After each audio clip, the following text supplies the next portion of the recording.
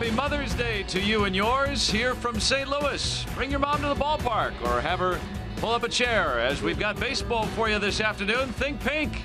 It's the Pirates and the Cardinals here from Busch Stadium. And welcome into the booth. Joe Block along with Bob Walk with you here this afternoon. And the Pirates coming into today's action very much even with this Cardinals team over the last few years within games and over the last several seasons as well. It's been a lot of fun. The Pirates have been really battling the Cardinals for this division now over these last couple of years, and it's really been an even battle. Nobody seems to be able to, to really get a hold of the other team. It's going back and forth, and pretty much no matter what the score is, whether it's a high-scoring game or a low-scoring game, it comes down to that last at-bat. I'm sure this afternoon, the ninth inning, it'll be game on the line time. And those two teams, the best two teams in baseball in that span. And today, Garrett Cole, who has been very good against the St. Louis Cardinals, trying to get that Cole train back on track. Yeah, he's really enjoyed these matchups against the Cardinals. He's gone back and forth. You can see his record pretty close to even. Also 4-3, and has an ERA under a 3 in the 2. So he's gone out there and he's been involved in a lot of these really low-scoring pitcher duels. That might be what we see this afternoon, another low-scoring pitchers duel. And we will see David Freese in the starting lineup today as he'll make his first start in St. Louis since the 2013 postseason. It's the Pirates and the Cardinals on Mother's Day coming up right here on Root Sports.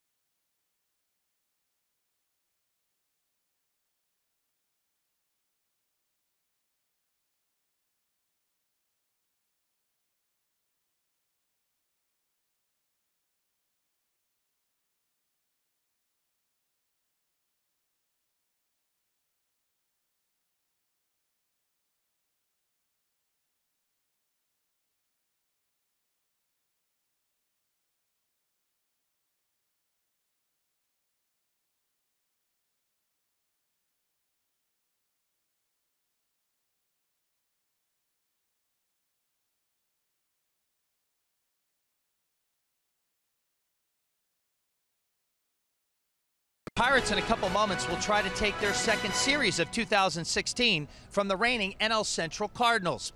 I'm Robbie Inspikowski, standing outside Busch Stadium, where, as you can see, they like to honor their heroes.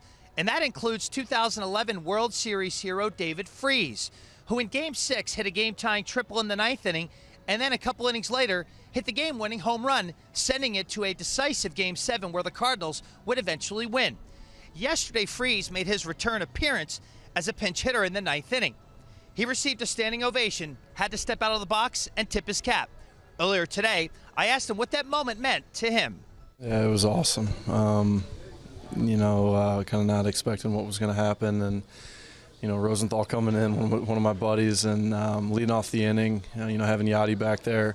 The class act he is, stepping out in front and giving it some time. It was emotional for sure. I know how great these fans are.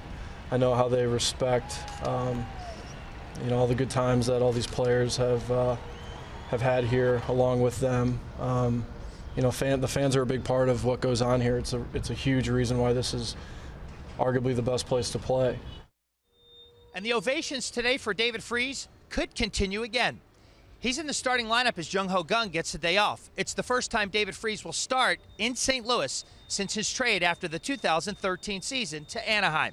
When we come back, Joe and Bob will discuss Michael Wacha, who had a dominant outing in 2013 in NLDS against the Pirates. Today, they'll discuss what they have to do to beat Michael Wacha. That's coming up next.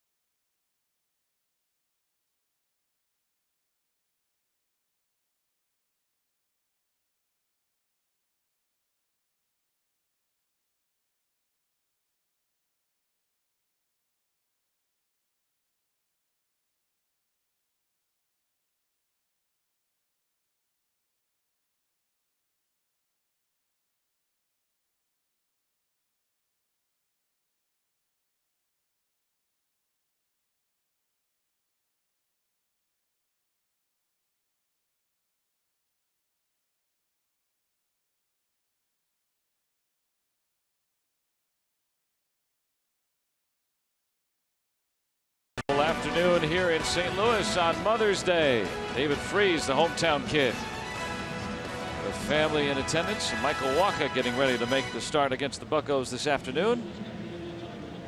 He's been one of the better Cardinal pitchers so far this year, and last time around was awfully good against Philadelphia. Yeah, he's off to a nice start, and he's a young guy early in his career. He's probably going to continue to be one of the better pitchers in baseball for a long time.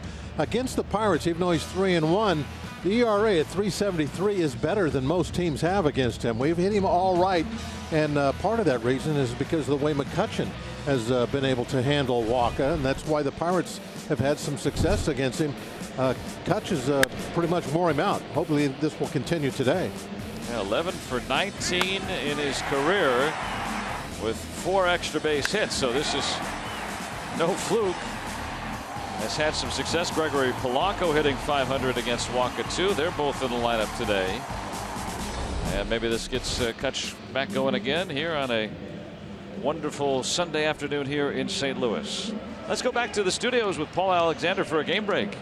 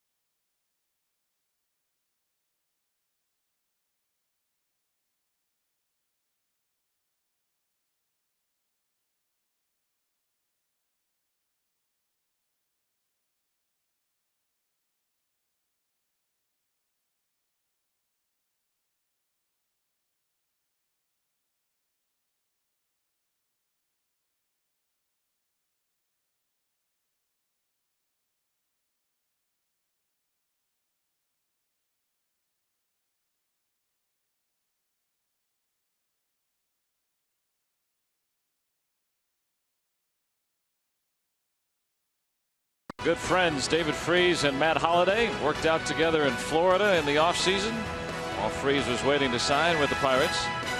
It was earlier today. And here come the Cardinals to take the field here on a beautiful Sunday afternoon for baseball. Happy Mother's Day to you and yours. John Jaso with the pink bat. The player's been donning the pink the last 11 years now in baseball. And here's our RAV4 lineup for today with the moms' names as well.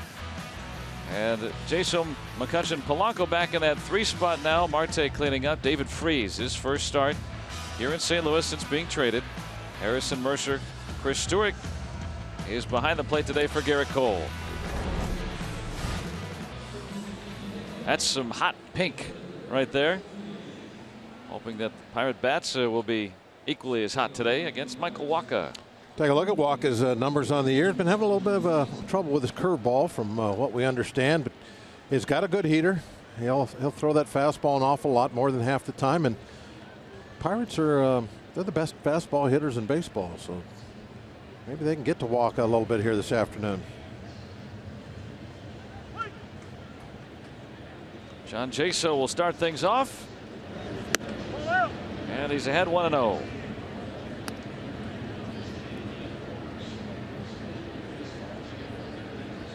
It's 77 here in St. Louis.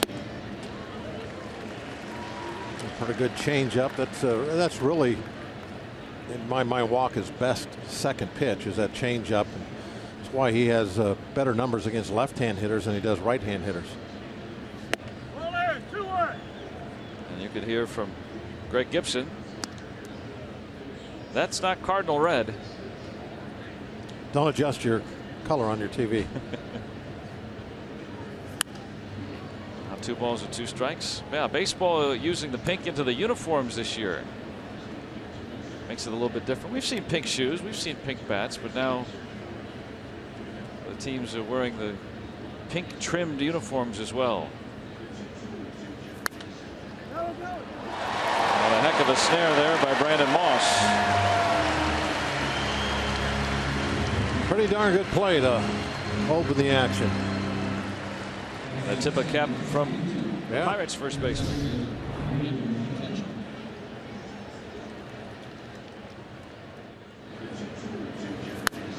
Moss known for the bat. Making a good play to rob Jaso of a leadoff hit.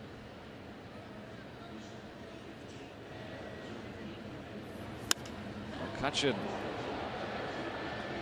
hit it well, but Brandon Holliday for the second out. Yeah, hit it very well. That's one of the matchups we're going to be watching. Here's the Honda defense for St. Louis. Holliday, Hazelbaker gets the start in center with Piscotty in right. Carpenter, Diaz, Wong, his first start of this series with Moss. Yadier Molina does the catching. Matt Carpenter, that 2-run home run in the bottom of the 9th yesterday, sunk the Pirates' spirits. Cardinals earning their first win against the Pirates in 5 games this season. Gregory Polanco, 296.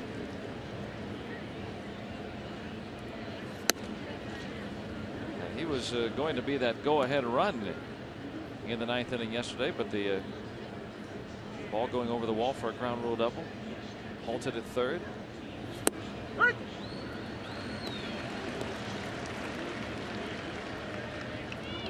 Very even back and forth affair yesterday after Starling Marte, a strike away from game ending. It really was a good ball game to watch. Just didn't end well for the Pirates. Twirling 9 pitch, 1-2-3 first inning.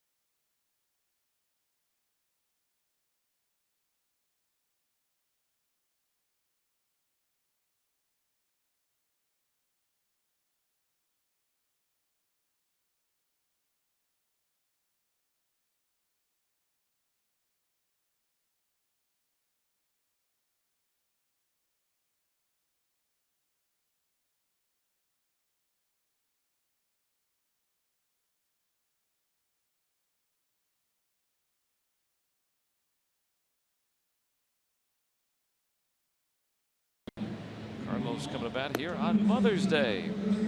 Glad you could join us here. And the Cardinals 9 this afternoon, led by Matt Carpenter.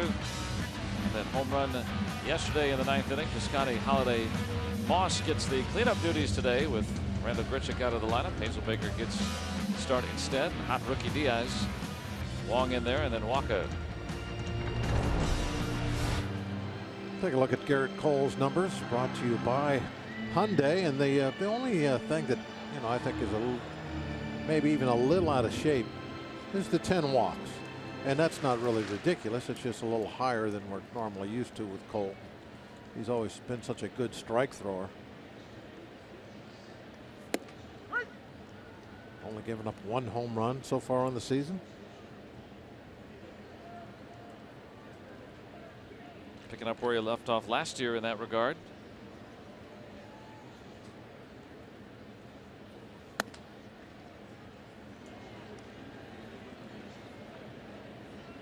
Carpenter off to a slow start batting average wise. We'll see that come up, but big 2-run home run in the 9th yesterday. It also doubled. Out of the sky, this one to left. Marte to retire it.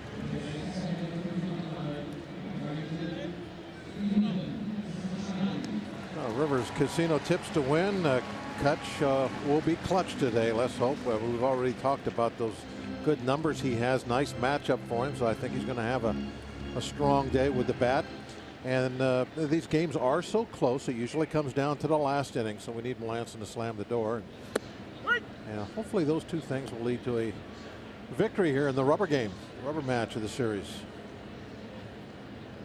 Take 2 out of 3 and move on to Ohio.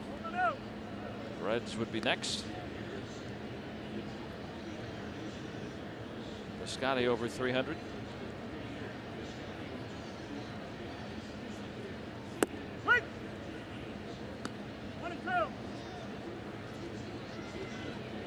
We'll look at Garrett Cole today and see if he can bounce back. He really was behind a lot of hitters in his last start, and ended up giving up a career high 6 runs, which 3 of those were inherited runners that came in to score. However, he just didn't look like himself in that game. Struggled throughout basically the whole. what it was. I could see he was a little out of sorts out there. He always kind of wears his emotions on his sleeve, but even a little more so. He wasn't real happy with the way that game was going. And when he's not happy, you can tell.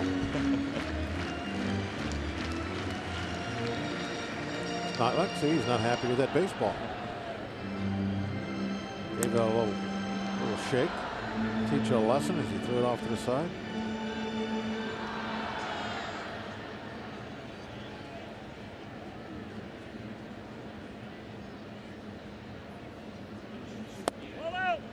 Just missed away. Velocity 95. That was a pretty good pitch, I thought. Right on the very edge of the plate.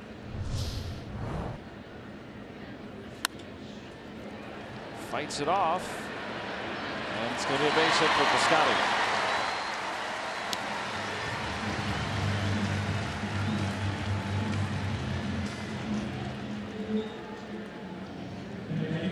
Greg Gibson now the crew chief with Dana DeMuth leaving yesterday because of head injury. Hope that he's okay soon. Estabrook, Hickox manning the corners, and then Tom Woodring filling in for Dana DeMuth today.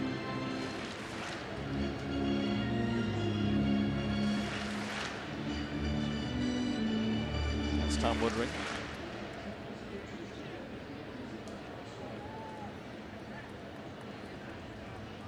Here's Matt Holliday.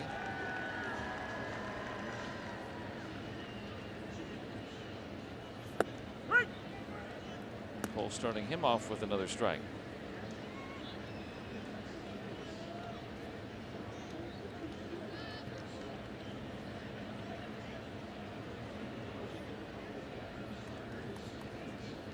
Piscotty has stolen one base, been thrown out once.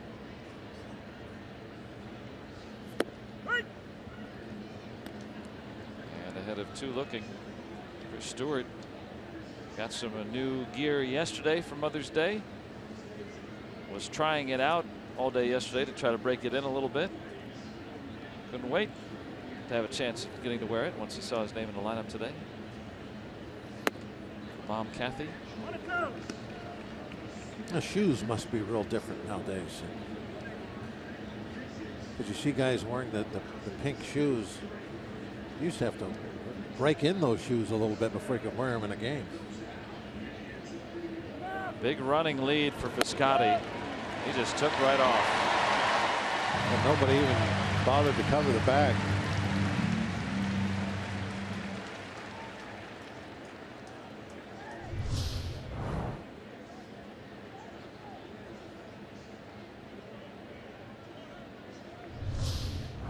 Well, the reason for that is something that I think happened about 25 to 30 years ago. And it's when the dugouts took over pickoff throws. Wave and a miss. And that'll move up the runner. And Holiday will get aboard. And that's doubly troubling because of the runner at second base, leaving first base open for Holiday to reach too. Yeah, absolutely. Now less than 2 outs, the runner can't take first on a strikeout. So now 2 men on with still only 1 out.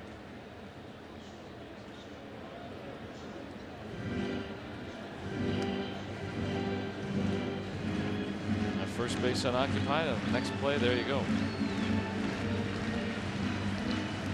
Brandon Moss with 7 home runs. The reason I was talking about that steal, the reason that happens is because when used to, you would actually look over. You know, you'd have to make a decision yourself. Do I throw over? Do I go home? Whatever. And nowadays everything is run from the bench, and I think a lot of pitchers, they get in a habit of never really paying attention to what as long as they don't have a throw over or a step off, they don't really pay attention to what the runners are doing at first base. And that certainly was the case right there. Kind of automatic mode then. Yeah.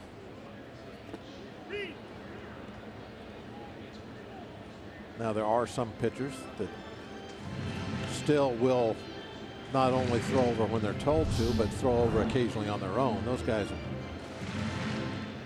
they'll still check the runners.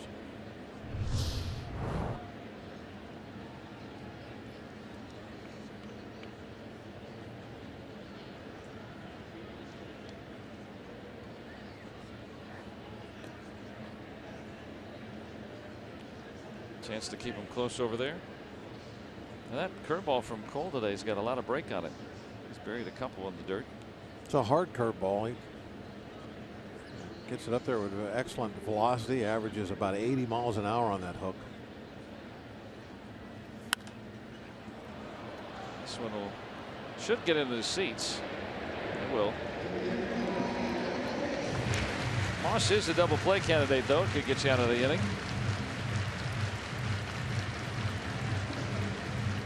Kind of odd splits this year, right-handed, left-handed with Moss. He's not hitting for much of an average at all against right-hand pitchers, but all of his 7 home runs have come against right-handers.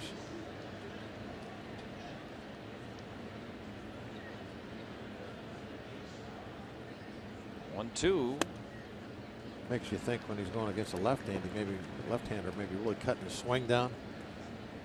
Thinking more of just making contact. There you see those odd splits. Of course, he doesn't get to hit off lefties all that often anyway. But just 13 base hits this year off a right-hand pitcher, and 7 of them been over the fence. It's all more than half of his hits are home runs. 97 from Cole. Moss hit a big home run on Thursday prior to the series against the Phillies.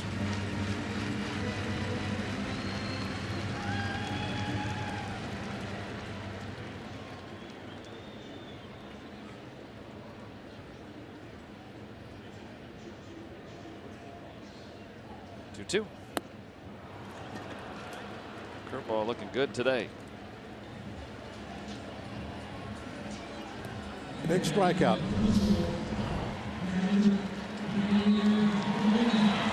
Moss unable to get the ball put in play. So now we'll take a hit for the Cardinals score run.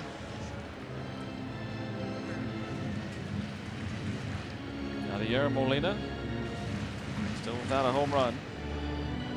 Getting that average up over 300.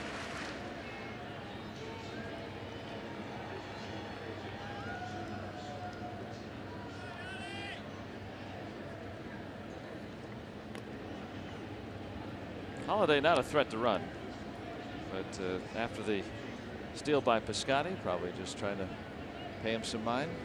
Yeah, just to let him know that they will throw over.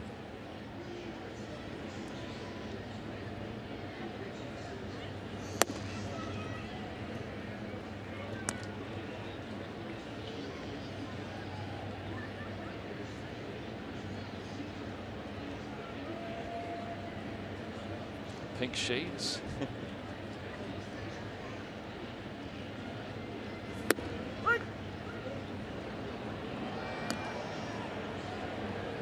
Molina, the catcher himself.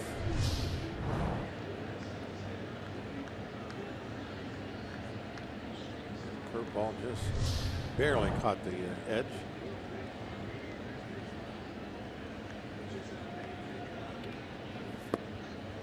He's been able to make that curveball big and small, both here in the first inning, meaning in terms of the break.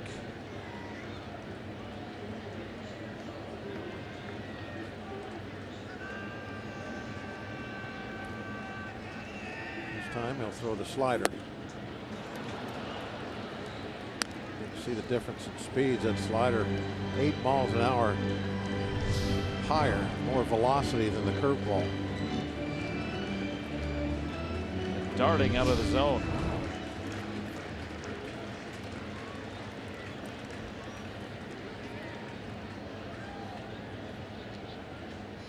I think this will be the pickoff throw, perhaps. Oh, just the hold. See, that's when we were talking about the signs coming from the bench. That was a bench sign there that tells the pitcher just when you come set, just hold on to it until somebody calls time. Or if you can't hold it any longer, you can step off. Raise your hand, hope to be excused. 2-2. And what's the reason for holding the ball? Creating a delay. It messes with the guy leading off over there. You know, he's out there all tensed up, and you're holding it and holding it. You know, he might kind of flinch towards second base. Maybe, you know, giving the bench a little look. They're like, oh, he's wanting to run. He might be running. Maybe we should call a pitch out here. It's just the bench, when they give a hold and step off, they are staring at that runner, wanting to see what he'll do when he gets out there and has to just wait. They're looking for any kind of a flinch. Meanwhile, 27 pitches for Cole.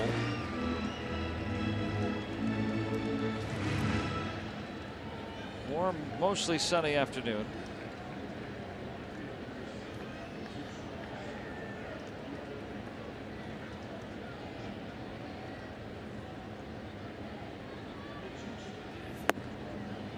Just missed with the heat. A good pitch.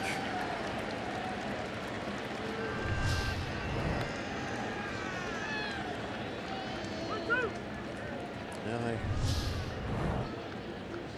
had it on the strike zone as a strike. Anytime you see the edges light up like that, that means the computer would have called strike 3. Holiday runs. Molina trying to shoot it through the hole on the right side. Well, even if Cole can get out of this, the Cardinals can claim a bit of a victory by getting that pitch count up early. We saw with Jeff Locke yesterday, even though he had that 33 pitch first inning, was still able to go 6 and maybe even a 7th if needed.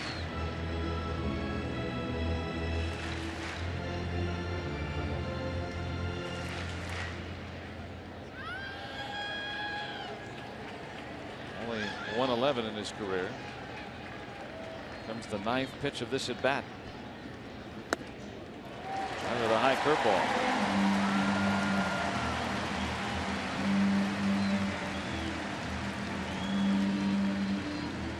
9-pitch walk to Molina loads the bases. Remember, Holiday only reached because on the strikeout he reached on the wild pitch, and first base was only open because Piscotty had just gotten a walking lead right before that. Only one single in the inning.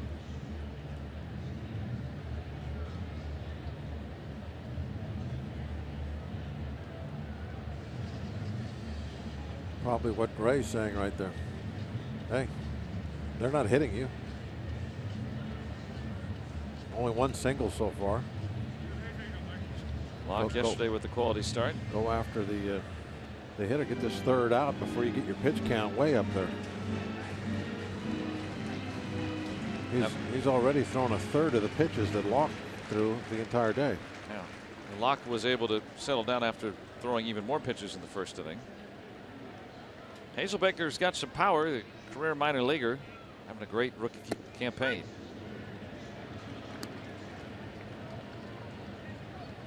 Now Cole challenged Molina. I mean, he threw him a fastball right down the middle with 2 strikes that he fouled off. Tougher to do against this guy. And he's coming after him.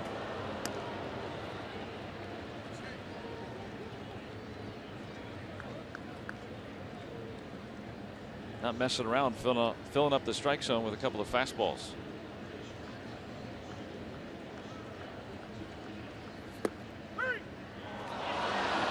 Got him on 3 pitches. Eric Cole wanted to get out of the inning. He strikes out 3 in the frame, and the Cardinals strand 3.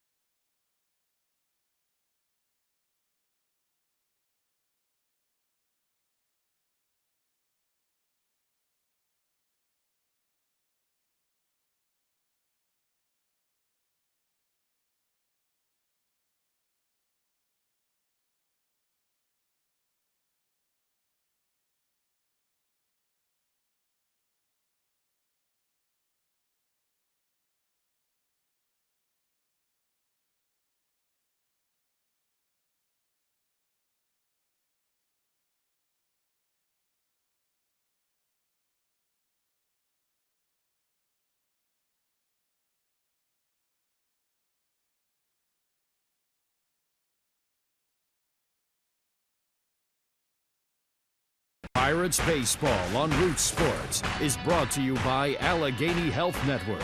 Health for all. By Bordas & Bordas, official legal partners of the Pittsburgh Pirates. Visit bordaslaw.com. And by Day Automotive. We're going to make your day. Let's go Bucks! Happy Mother's Day to you, especially if you've got 2. We start the second inning and no score here in St. Louis. And Greg Gibson getting a little bit of a dispute. Pitchers never like the home plate umpire, right? No, that's not true. Okay. I have had several umpires that I really liked a lot. But on the next day that you started. It depends on the umpire, whether I like them or not. They were a pitcher's umpire. Nowadays, they're all kind of the same, or at least they try to be the same. You can't have the as big a difference between pitchers, umpires, and hitters, umpires as you could before you had the eye of the computer watching you. Yeah, there's no pitch effects. There's no Quest Tech, its predecessor. Marte down on 3 pitches.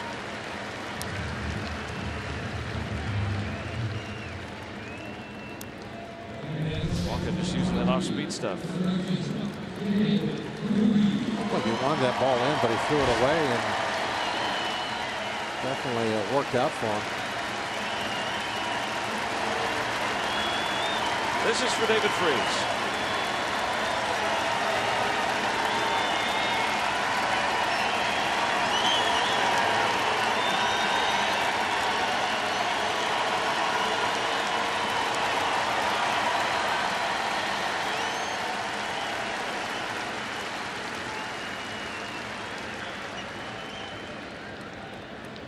Molina paused on purpose to let the crowd cheer for their hometown hero, David Freese.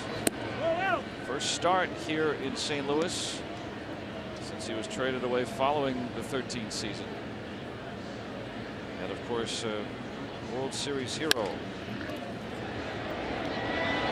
Long-time teammate throws him out.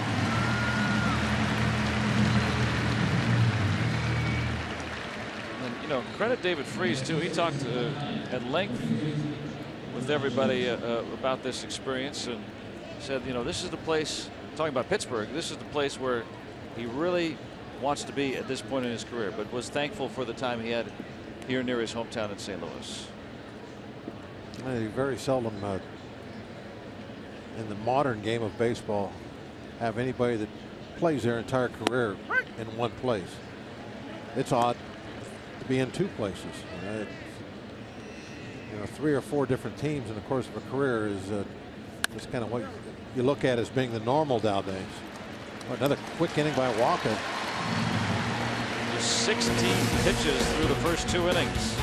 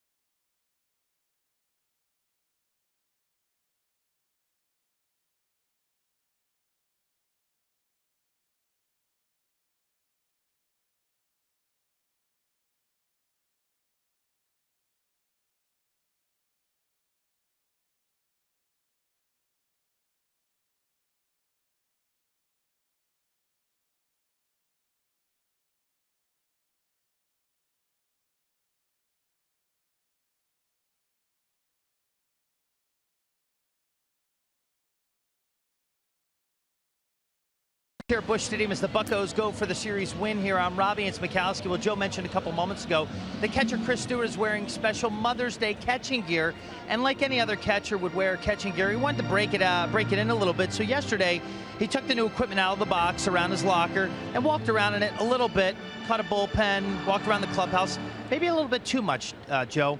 He took the gear out of the box, and that included a trip to the cafeteria where he walked around and he sat with Sean Rodriguez and ate lunch with it, with his chest protector and knee guards on. I saw him walking out there and I asked Chris, hey, did you just eat lunch in your equipment? Sean Rodriguez jumped right in and said yes, he sure did. So that equipment should be in good shape for him today. I got to break it in, yeah. Just had it for a day. Wanted to bring it out for Mom Kathy today and Like a giant bib. Keep the uniform clean. Yeah, have some lobster. Why not? In case you hit your leg on the table. Yeah, it's getting underneath that one.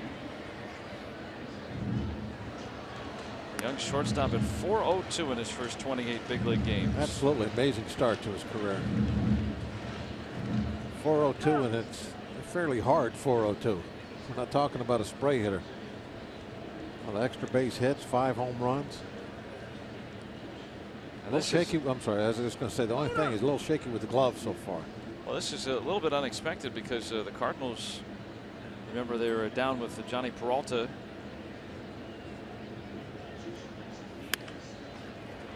To roll it over. But, you know, missing Peralta, they had to sign Ruben Tejada when the Mets released him, and then they threw Jed Jerko out there at shortstop, who hadn't really played there regularly since college. Diaz was kind of that 4th string guy who, you know, had a decent year last year in the minor leagues, but, you know, could he be the guy that ends up manning that position for a very long time? Maybe so. Haven't seen that in a while since the Wizard. All depends on how that bat of his keeps going. Now Colton Wong getting his first start at second base.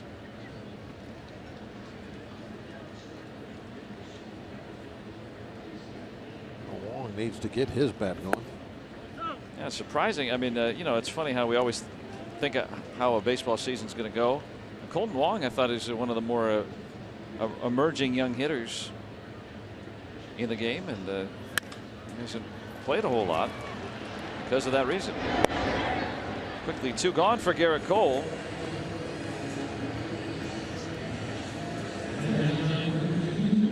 Hey, sign up for the annual Pitch for Hope Women's Baseball Clinic on May 22nd, led by Pirates coaches.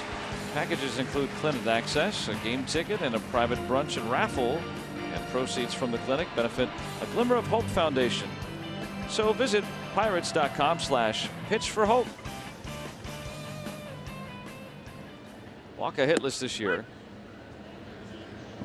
Far cry from his predecessor yesterday. We were reading the Cardinals game notes.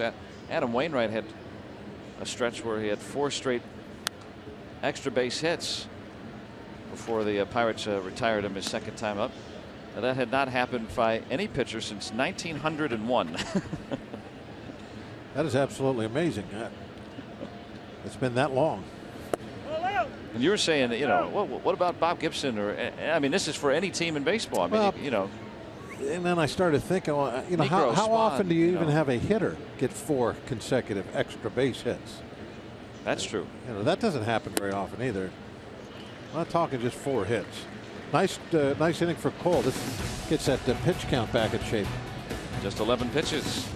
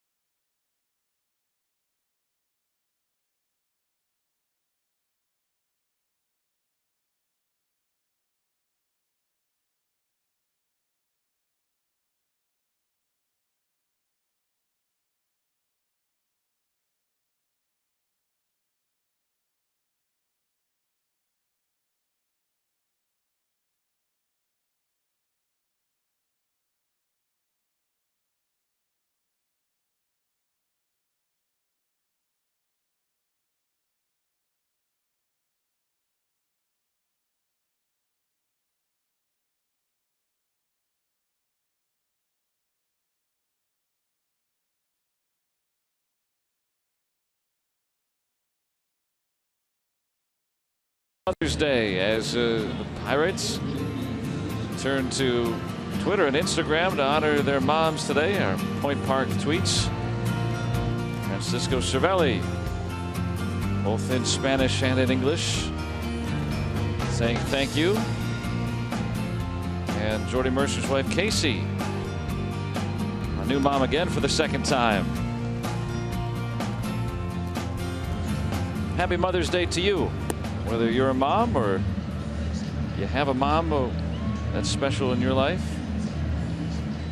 Good day to remember that. It's cool that baseball has embraced that.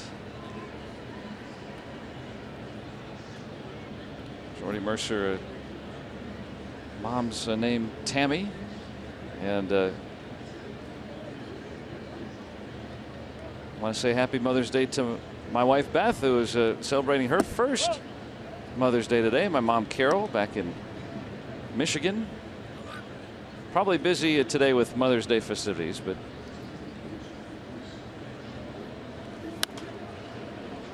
well, I might as well say happy birthday, happy Mother's Day. Sometimes it can be one and the same. Yeah, not in this case. To my lovely wife Lori, who is at home right now, and also I think I would need to say happy Mother's Day to the moms of my grandchildren, Dominique, Nikki. If you guys are listening or watching, happy Mother's Day.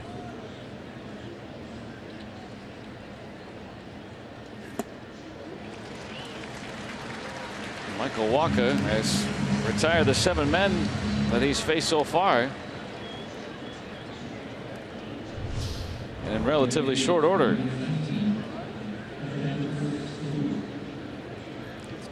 Get that good changeup working. Now, the Pirates are a team that generally work counts, see a lot of pitches. They've had the most base runners, total base runners of any team in baseball this season. That really, though, more than the hitters is up to the pitcher to allow that. If a pitcher wants to be aggressive in that strike zone, then you can't do that. Now the Pirate hitters are also doing a great job on first pitches this year too. And like you said, you know, if a pitcher is throwing a lot of strikes, you can't take a lot of pitches, because if he throws 3 pitches, you're out. Yes, it's up to the pitcher to allow that.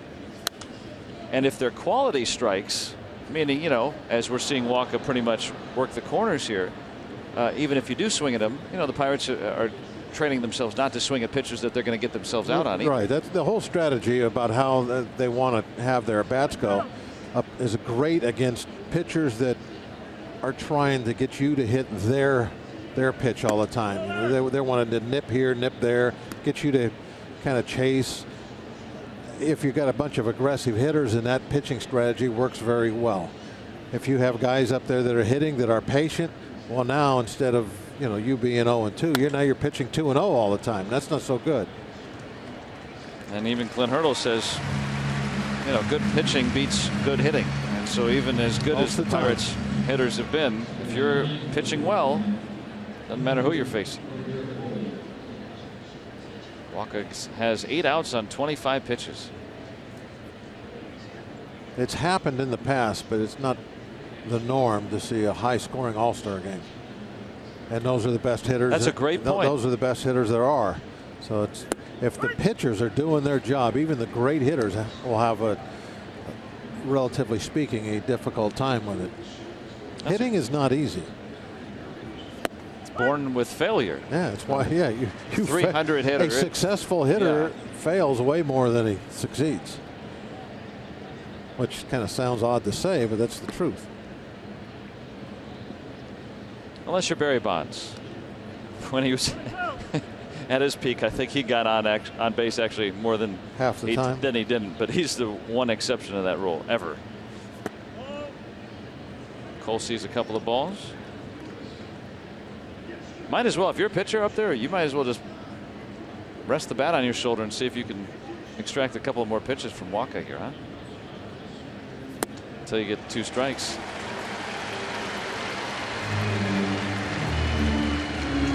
Yeah, talk about a pretty good hitter. Stan the man.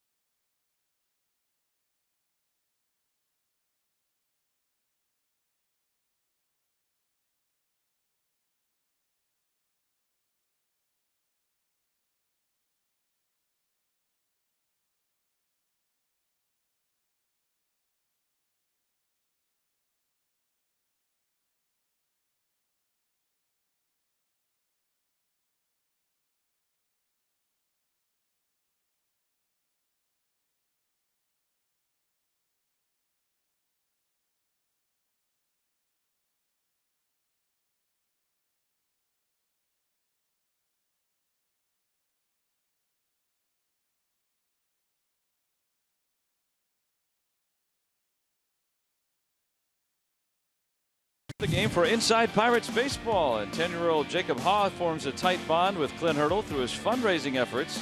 What's behind the Pirates' new celebration and much more? It's Inside Pirates Baseball, presented by Allegheny Health Network. Today after postgame right here on Root Sports. On our UPMC scoreboard, 0-0. Another tight one here in St. Louis. These two teams, as we talked about earlier, have been very tight in recent years. Garrett Cole's been very good against the Cardinals. Survived a little bit of a rough and tumble first. Cardinals loaded the bases, but he got out of it. Greg and I talked about this a little bit in yesterday's game about how these teams have really been battling for the division championship now for quite a while. Tough, hard-fought games all the time. But they've been able to stay away from the bad blood type deal that sometimes you get in those scenarios. And how immediate the bad blood has happened now, battling with the Cubs in the same, I mean, it's like overnight with them. It's odd how some teams you just don't seem to get along with, and other teams it's just like that real a nice, it's a rivalry, but a lot of respect out there. Until somebody gets hit a couple times. And that's bound to happen. I mean, the way the Pirates pitching inside, several of the Pirates crowd the plate. But I mean, that has happened though, and they still. Yeah. It's not gotten out of hand at all like it did a couple years ago with Cincinnati, and now it seems to be going on a little bit with the Cubs, or actually a lot with the Cubs. Hot shot, base hit.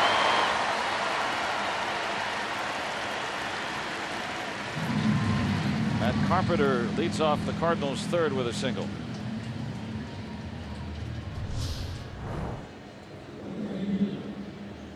Looked like it was about belt high on the outside half.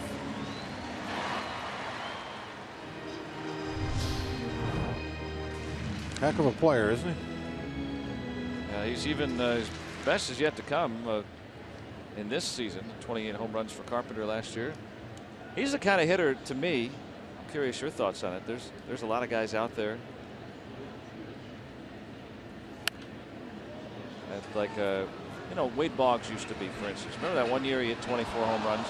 Carpenter last year decided that he wants to hit 28 home runs. He could either hit 330 or he could hit you 30 home runs in a season, depending on the kind of mindset he'd like to have. He's that kind of versatile hitter, in my view. I'm curious your take. Just looks like a great hitter to me.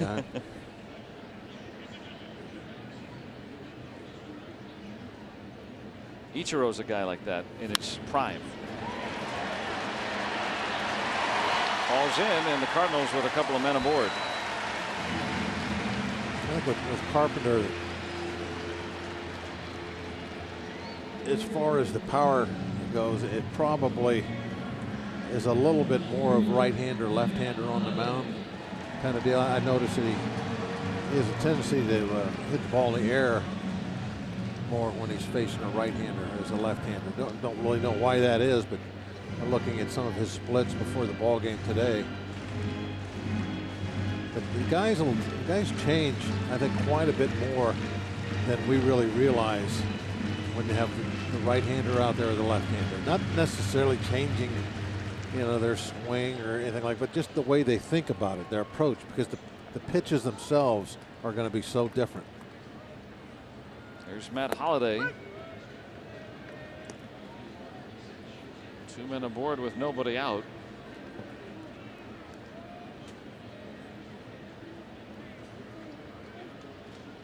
Even your switch hitters that are always facing a pitcher that throws from the opposite direction, they're standing up there.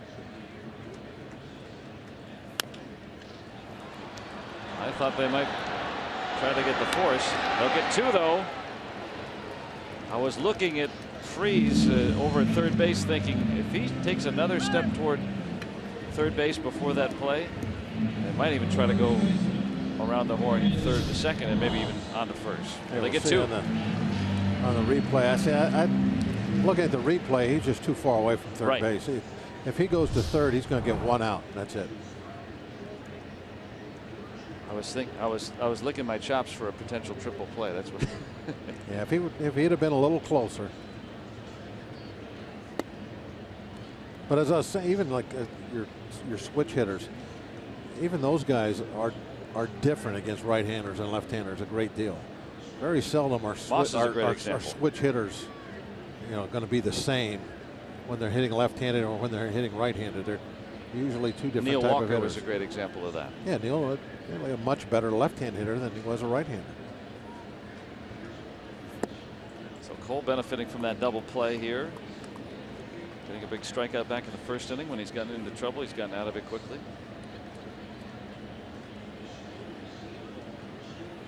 If he could get Moss here, the pitch count still reasonable after that 33 pitch first inning. Hook foul. Thank you.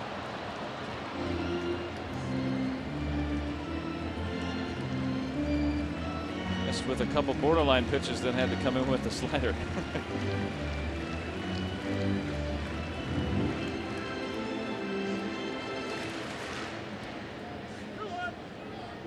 Nothing but a strike. No big deal. Well, the Cardinals have two left-handed hitting first basemen, which against the righty no big deal, but they've had to start them against lefties. Holiday experiment over there first has died down a little bit. Beats the shift, and he'll bring home the game's first run.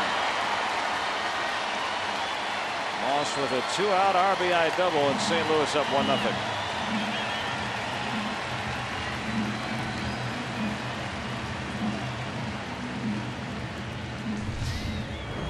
They went with the curveball. Probably ahead in the count. Wanted that ball maybe to bounce right at the feet of Stewart. Ball ended up being in the strike zone. It's funny, with a lefty hitter, if you put it at the bottom of the strike zone, that's kind of in their wheelhouse. A righty hitter, not as much. Yeah. It's weird how lefties swing. If you're going to throw it downstairs to a lefty, you need to either bounce it, throw what they call the back foot breaking ball, or you got to have to kind of backdoor it and hope for that call to strike three, where he gives up on it because it's outside, and then it comes in and hits the outside corner. It seems like just about every lefty has that, especially power hitting lefties, that uppercutting swing. Molina worked a 9-pitch walk back to the first.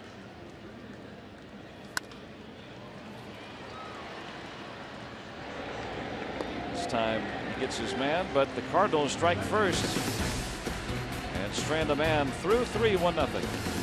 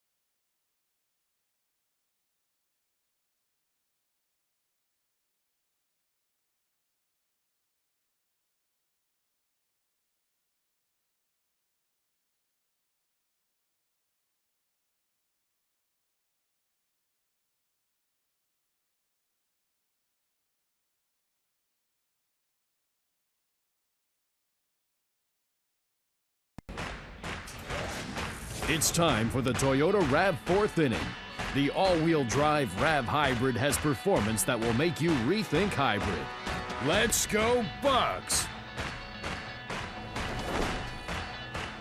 Happy Mother's Day to you. From St. Louis, the Cardinals open with a 1-0 lead. Great day for a ball game here.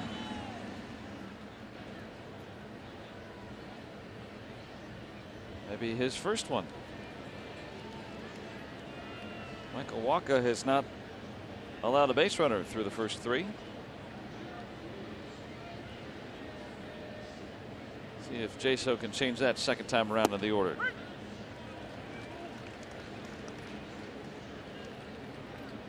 Moss made a nice lunging catch to rob him of a base hit.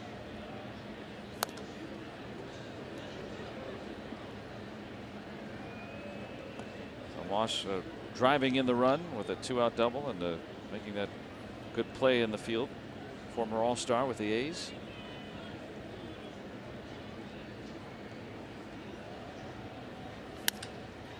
Broke his bat. It tied up Matt Carpenter. Yeah, Carpenter, if he would have turned and broke for the outfield right off the bat when that ball was hit, then he would have caught it. But he backpedaled a little bit, and then when he turned, it was too late. Now, he's the third baseman, but he's played plenty of second base before. He's been in that spot. Oh, yeah. He's not real sure. See him backpedal? And that he's not getting back as quick as he needed to.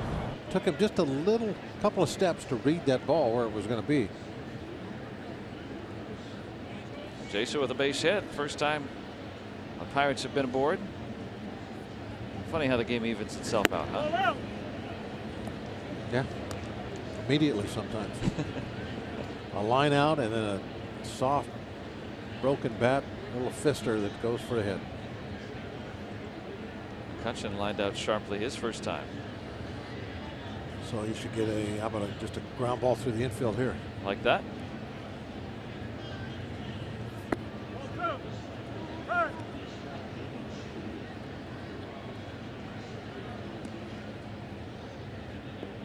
Here's one of the pitchers that actually gets better as the day goes on.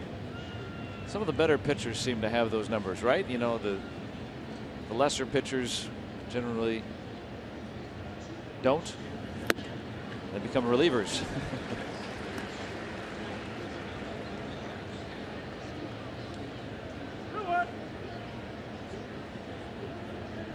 Walker's a different pitcher since adding that cutter.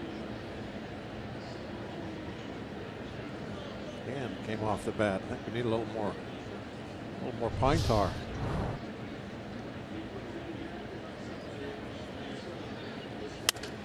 Broke his bat, and there's a base hit.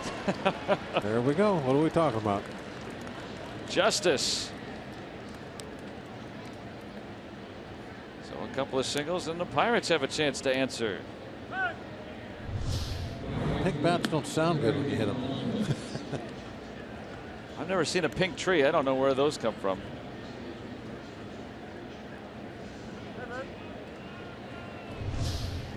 Make those out of the pink dogwoods. Oh, okay. Maybe a cherry blossom.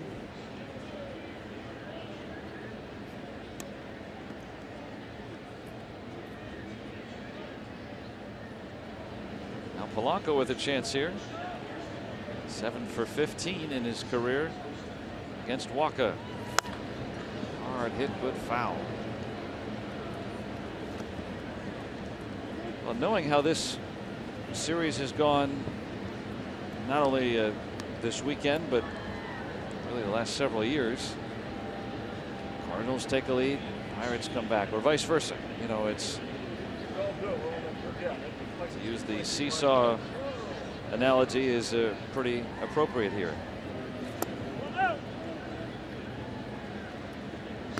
And nobody can ever feel comfortable. Same thing in the division. Cardinals lead the division. Pirates are on top. Cardinals come back. Mike Matheny has overseen some good clubs in his tenure. Now in his 5th year as the skipper. Pretty good winning percentage in his career, huh? Matheny. Jung Ho getting the day off. Now that's by design. 2 on, 1 off. He's available to pinch hit today. Nothing wrong with him. Easing back in. That's the only reason for it. Ball and 2 strikes. Now, if you just take off that top team. Now let's just put our hand over that top team for a minute. Look and see, it's just like we're talking about it. They're going back and forth.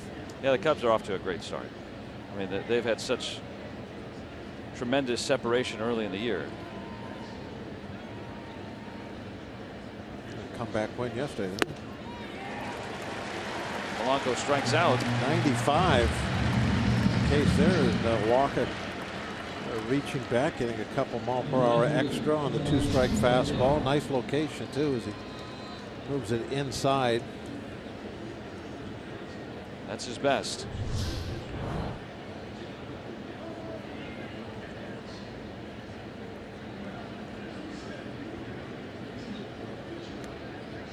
Marte had the big hit to tie the game. The Pirates down to their final strike. He doubled in the 9th yesterday. Handling with a strikeout that first time up. Marte's been hitting the ball this year inside very well. That's where he hit the ground rule double. Just bounced over that gate. Yep. That gate's just a little bit shorter than where the fence is. And I think that's what did it. There's that cutter outside, but Marte really handling the ball on the inside half very well, especially the ball down. You know, Joe, you were talking about how lefties seem to have that kind of down swing where I think Marte is like that from the right side. And almost you can see those little practice swings. How somebody told me one time, watch guys practice swings and they'll tell you where they're more comfortable hitting the ball. I don't know if there's any truth to that or whatever. I just noticed Marte there kind of giving the little practice swing down low, and he's a pretty good low ball hitter. Hard to get that same grip with those heavily lacquered bats. Yeah, I mean, I was a pitcher, so what's my opinion about a bat mean? But I could not have a bat that had any paint or lacquer on the handle. I hated it, slippery feeling. But like I said, my opinion on bats probably carry a lot of weight. Always like the tape too. Like a lot of tape on the handle. Yeah, just felt, you know, like you were on something to hold on to. Yeah, a lot of the normal bats, guys will tape them up. Well, a lot of the normal bats too. They only have the lacquer on the barrel. It doesn't come down onto the handle. Not all of them are like that, but the players do not have to use those bats. They're electing to use those bats today. When that first started, what, 10 years ago now, only a select few brought out the bats, and now it seems like almost everybody uses them on Mother's Day. It's surprising how particular hitters can be about their bats. And then one day just change everything.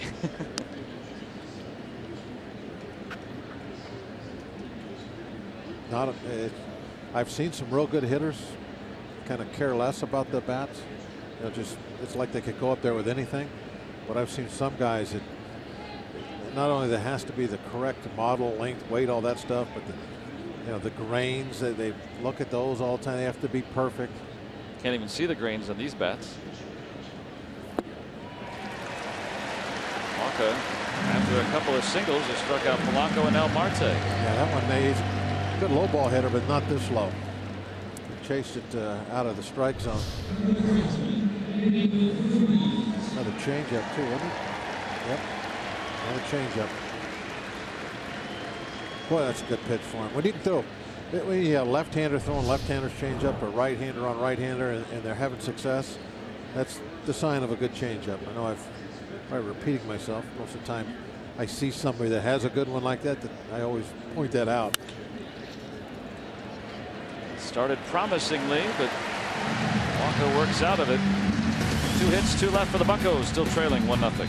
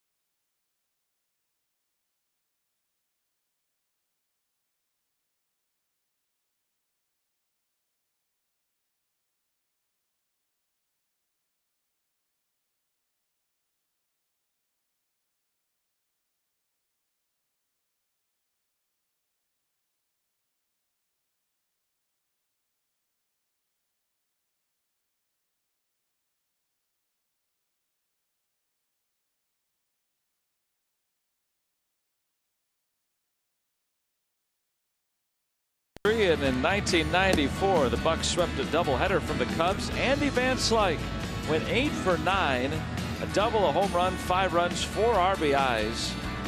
Game 1, Jay Bell helping out the offense with 3 hits. Game 2, Brian Hunter went 3 for 4. He drove in 4 on Mother's Day. How about that? Mother's Day doubleheader back in '94. Today, only one scheduled.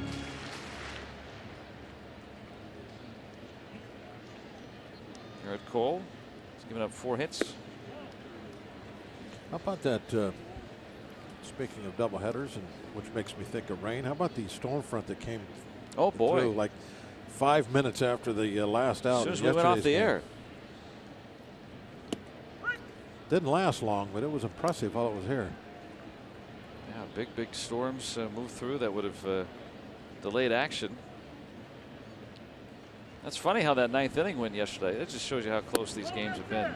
You know, we talked about the Marte double just getting over the wall. Polanco running on the pitch with 2 outs, easily scores otherwise.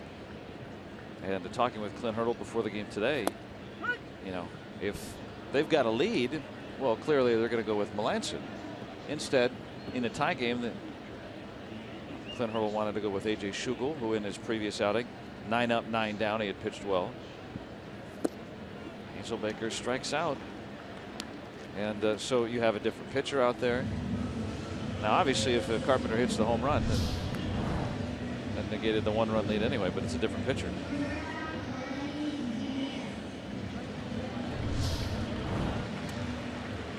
Cole's curve's been looking really good today. Yep. Except that one he threw to Moss. That was the only one. One bad pitch all day.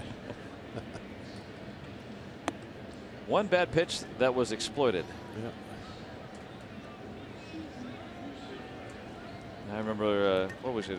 Molina's first at bat, he threw him a fastball right down the middle that he fouled back, but you know, you don't remember that.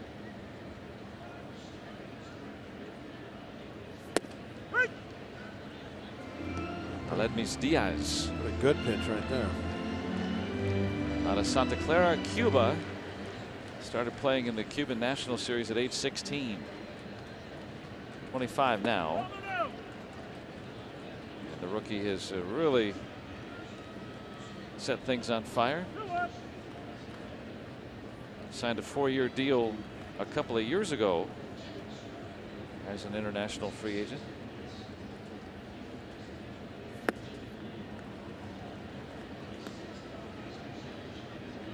The collective bargaining agreement will expire at the end of this year. I'm curious if we'll ever see an international draft. You know, these players from Cuba can sign if they're a certain age as free agents. Hot shot to Freeze. He's done that a couple of times today. 2 gone. Hey, the Bucks and PNC Bank have teamed up to help Pirates fans save $5 on select Sunday through Thursday tickets, plus $5 in loaded value, good for concessions and merchandise. All you got to do is use your PNC Pirates Affinity card to purchase your tickets. So find out more at pirates.com/piratescard.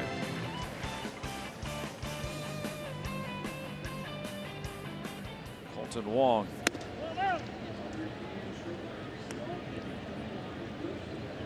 Now how do you not convince your kids to go the right way on that? There's, okay, Junior over there, he's a Buccos fan. Right back to the mound. And a 1-2-3 inning for Garrett Cole. Let's go hit. 5th coming up, down 1-0.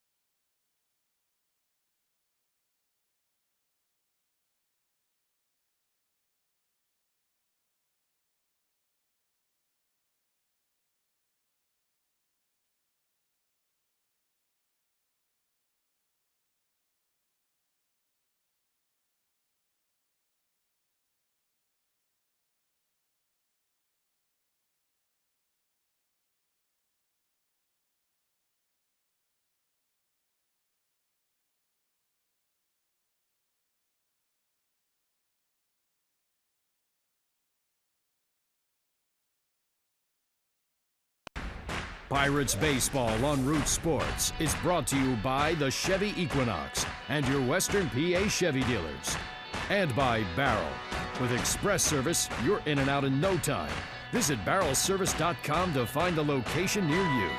Let's go Bucks! 5th inning on tap. Glad you're with us on Mother's Day. 1-0 St. Louis. Some Buccos fans making their way here today. A lot of sun out there today. Always practice sun safety.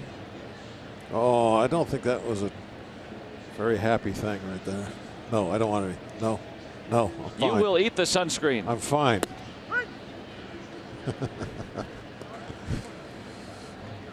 This is what moms moms do. This is why they're honored. No, I don't want any on my back either. He'll like it better when his skin doesn't match his hair color. See, moms have to do the tough job.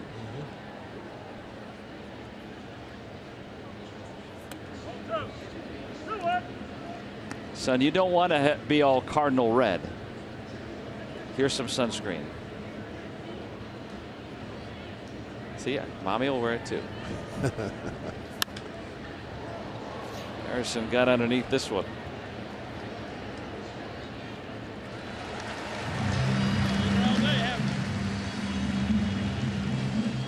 See, we're here. All right, now we got to get your arms, legs. I'm dressing my kids in jeans just for this reason. Less fuss. Water babies.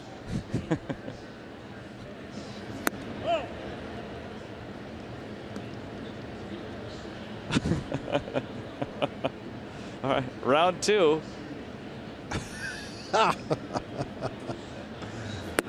The nose is always a tough spot. You got to get a lot of the nose. And you know she's already applied some, like back in the first. Yeah, when they got out of the car.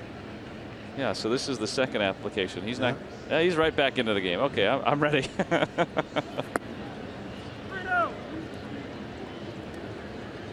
You know, after going through all that, I think he deserves a big thing of cotton candy.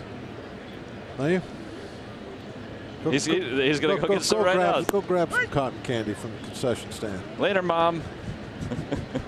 It's pink. I'm going to go sit by somebody else. Cotton candy's pink. What do we got? Stared down that Cardinal fan pretty good. Something out of the sack there, I think. Uh-oh. Mercer draws a walk. First one issued by Waka today. Yeah, Waka's been really good with his location, but missed there. Let's see what the Pirates do here with a base runner and 1 out. He's getting reassembled. He's trying to get something out of that bag. He's got a glove. Getting ready for a foul ball.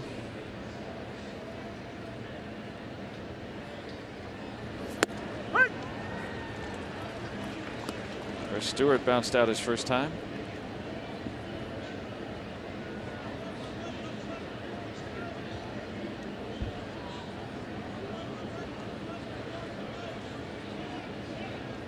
Hard to pick out the Buccos fans. See the ushers and lots of red.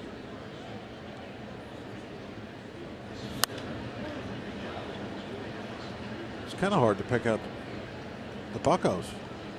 Just glance down there. It's like the Cardinals are playing an inter-squad game. It's like that. Didn't the Washington Senators kind of wear that like almost pinkish red, maybe in the 60s, I think it was?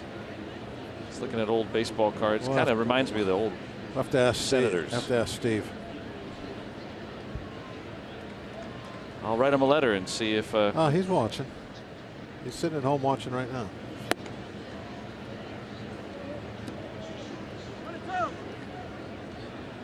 I can't text him. No, it'd have to be a letter. Yeah. Can't send him an email.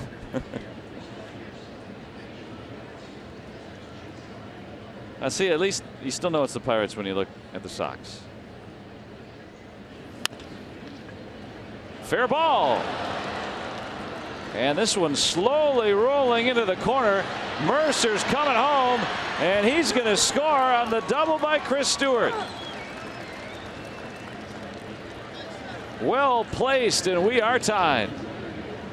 Very well placed. That's smart hitting.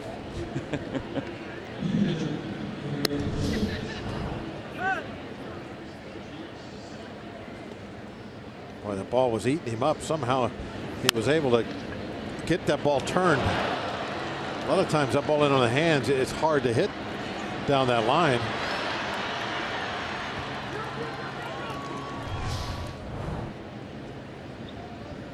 Run batted in for Chris Stewart.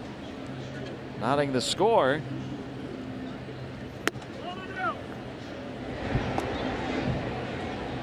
Smart base running too. I don't really understand. Why are we? There's 1 out, right? Well, I mean, you hit the ball. I'm trying to explain. I see what you're saying. Yeah. Why were we sacrifice bunting there? Maybe he was doing it to bring in the corners. Somebody had to miss a sign. Yeah, runner at third, 2 outs. It doesn't do you much difference. Well, if you got Billy Hamilton hitting, maybe. Jaso doesn't run like Billy Hamilton, though. Probably not going to get a lot of infield hits. Marte hit coming up. I mean, it's very unusual to see that done, but there's an argument for it when a guy's coming to the plate that gets a lot of infield hits. Yeah, he swung away twice. Might have just missed the sign. Yeah, I think he missed the sign. He's down on strikes. Should have bunted. Would have moved up the runner. Just kidding. How about he should have swung? Might have put it in play. Walker registering his 6th strikeout. Pirates have tied it at 1 here in the 5th. And yeah, I think maybe you missed the sign there. Yeah, some kind of a excuse me. You all right over there? A piece of popcorn or something got stuck. Oh. Some kind of miscommunication there. We'll get you I had a little some coffee. I had a little once. caramel corn between innings, and it's kind of got me now. Coffee's not helping right now. Do you need to take a break here? I'll be back in a little bit. Okay, all right. Take care. Get yourself right. That one nearly fair.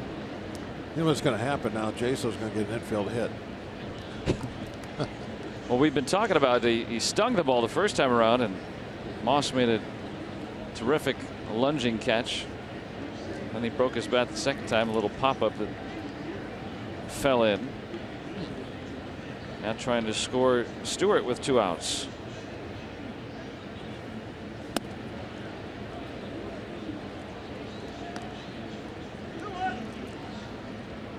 Walker sent down the first 9 men in a row.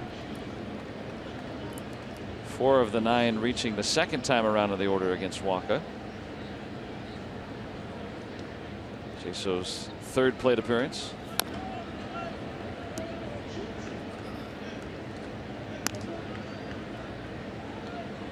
The other first baseman making a nice play on Jaso.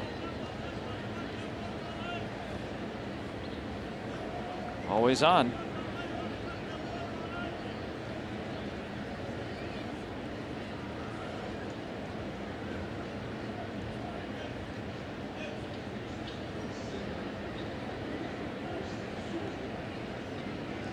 Two. Jaso really staying with it. Got a battle going.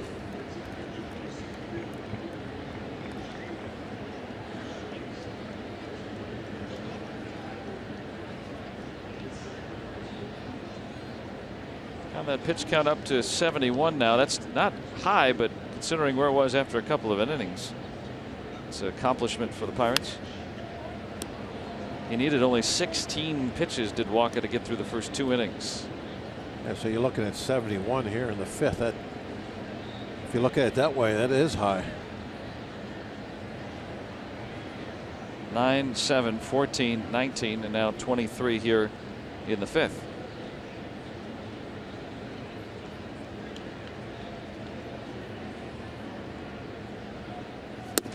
And now it's full, 3-2. Trying to move the line for Andrew McCutchen. Kutch hits him very well. This would be nice to get him to the plate. A couple guys on.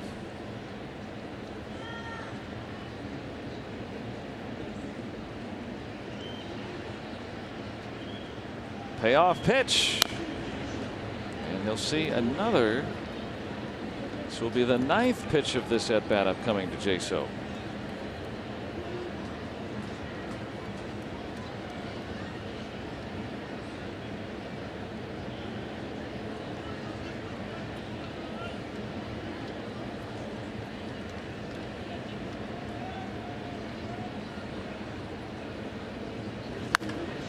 Hit well to right field. Piscotty back, looking up, and there it goes over the wall. John Jaso with a 2-out, 2-run home run, and the Pirates have their first lead, 3-1. Oh, what a battle that turned out to be. Fouling off ball after ball, taking a couple close pitches, and then winning it not only by getting on base on ball, anything like that, but winning it with a home run. And it just got past Piscotty over that wall.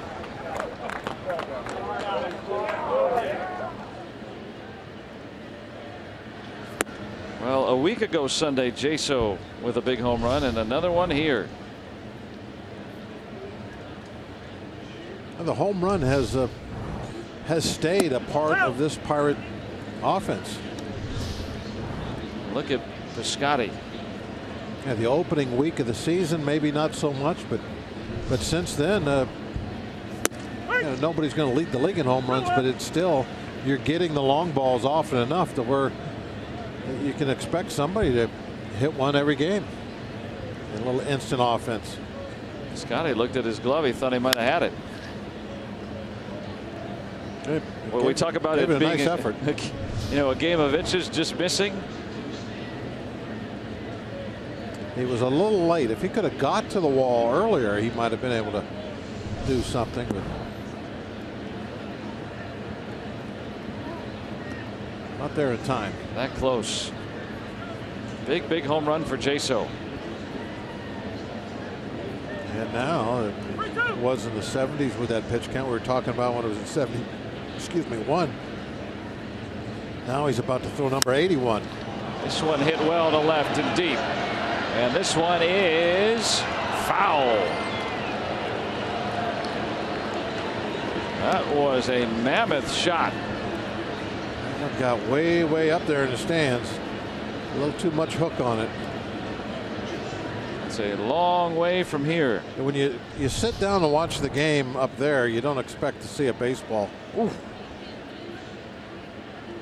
That is the third deck in left.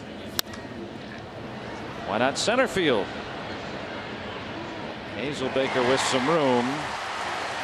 Pirates strike for 3 big runs here in the 5th.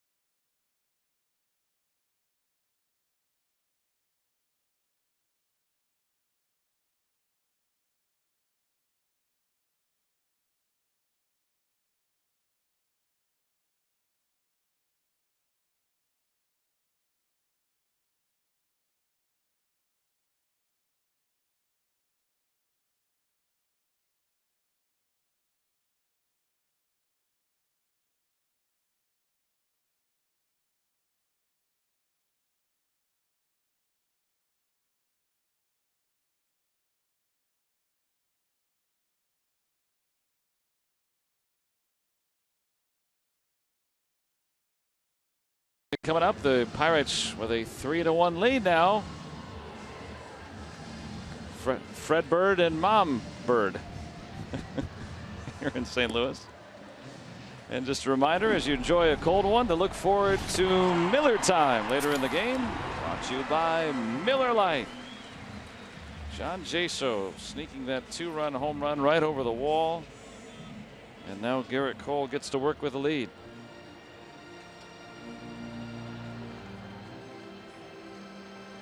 Another one of those games. We talked about it since the open. Back and forth, tight.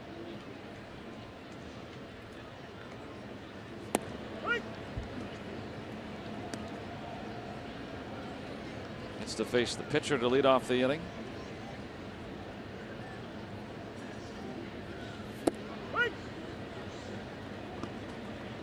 Don't look now, but Cole might end up having a similar pitch count to Waka at the end of 5 innings today. Rebounded nicely after that first inning where he bent but didn't break. Ray Searage visited him after loading the bases with 2 outs, and he struck out Hazelbaker on 3 pitches to end that inning. No runs. Well, how did Walker not go after that one? This is kind of the perfect setup for you, though. You take the lead, and then you have the pitcher leading off in an inning where you want to go out there and really make it real quick, get back into the bats, keep the momentum going your way, and like start off with an out. You'll never go hungry sitting in the Sugardale all-you-can-eat seats at PNC Park. Eat unlimited hot dogs, hamburgers, soda, ice cream, and my favorite, more. Tickets start at $45, and you can find out more at pirates.com/all-you-can-eat.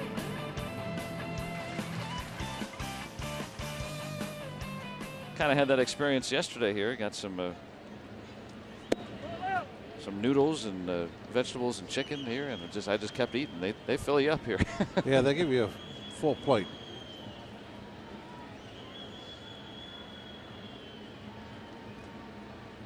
A little stir fry action yesterday. That's inside 2-0.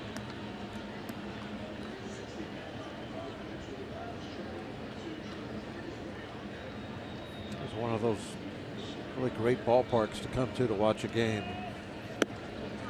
Beautiful park, nice sight lines,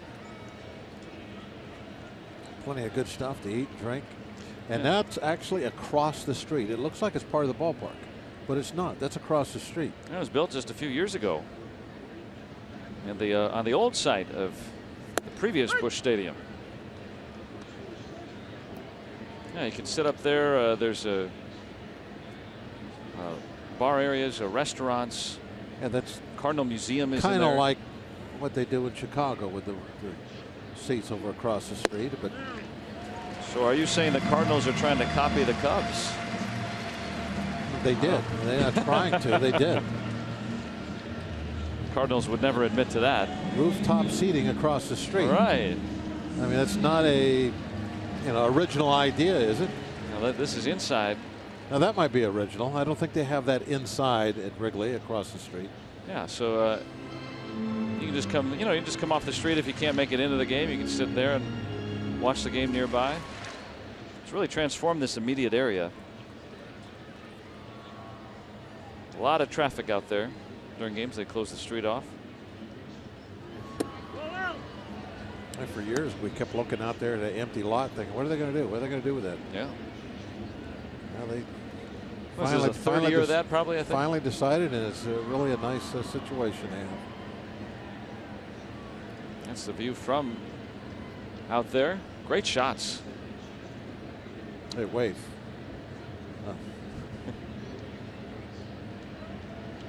Scotty singled both times today.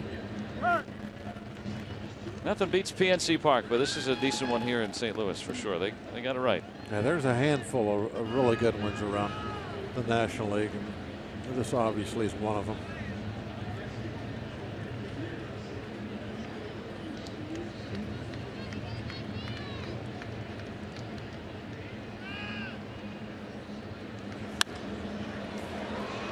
Little flare could be trouble, and Polanco able to cut it off. Covering up that ground out there nicely with those long strides of his. Those are one of those plays that make you appreciate the Pirates' speed in the outfield. And this ball slicing off the bat, so it's helping him out a little coming back to him. Such long legs. And also a good reach, too. He can just, because of the general size, I mean, very tall man, I mean, he can just reach up and get to balls that other outfielders can't.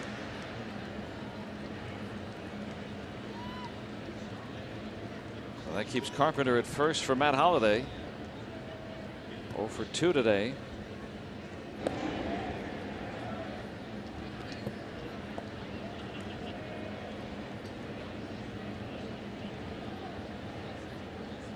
Reached on that strikeout back in the first inning, but then bounced into a double play in the third. Like he's slimmed himself up a little bit from last year. I hadn't noticed that, but now that you say that. Well, he's a tremendous workout guy. He's gotten a little older, and you need to pay attention to that even more than when you're in your 20s. Yeah, 36 now. Power has been down for most of the last couple of years. Got 3 this year.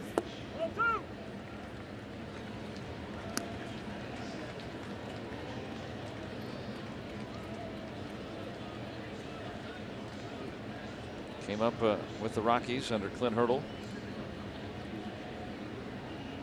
Big part of that 07 World Series outfit in Colorado. And he the one that made that slide at home? That was in the play-in game, wasn't it? Yeah. They'll get the out. And so the walk spoiled. And the Pirates take a 3-1 lead into the 6th.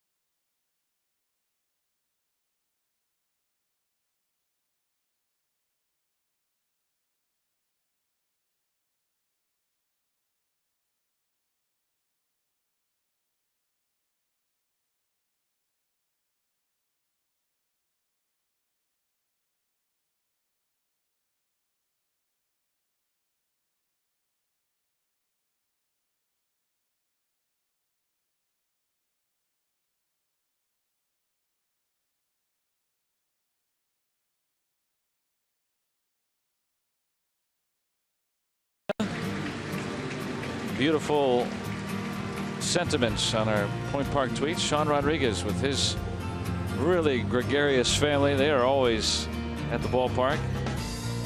Starling Marte and his family. Wife Noelia already expecting any day now, any moment now, really. And congratulations to all of our new moms out there as well. If you're celebrating your first Mother's Day, or if it's many Mother's Days. Thanks for sharing it with us here this afternoon.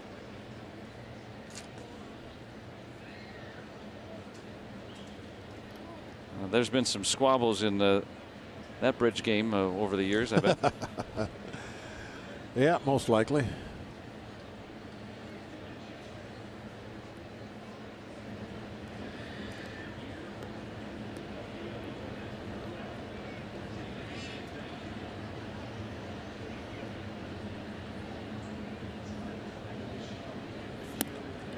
Polanco tossing away the elbow guard a moment ago, and he's got some nice gear on there today. Yeah, a lot of the Pirates are going with the all black socks today. Try to match up as best they can with the new pink.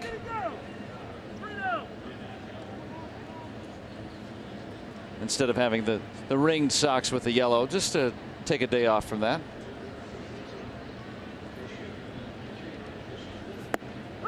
Now a strike.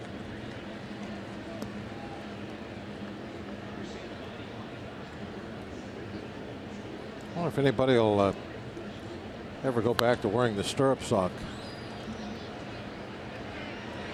Probably not. Oh, you know it's a game of cycles. Let's go back to the studios, and Paul Alexander's got a game break.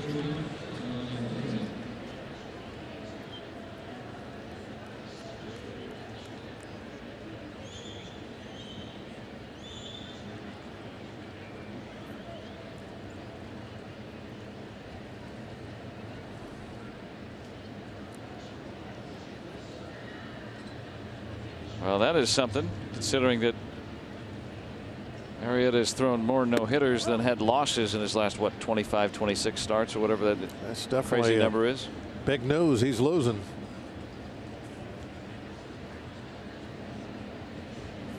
Even as good as he is, eventually he will lose again. He's going to lose, and he's going to lose a little bit. He's going to have a a rough stretch. Looks like it might happen today. Pitched very well against the Pirates back on Tuesday.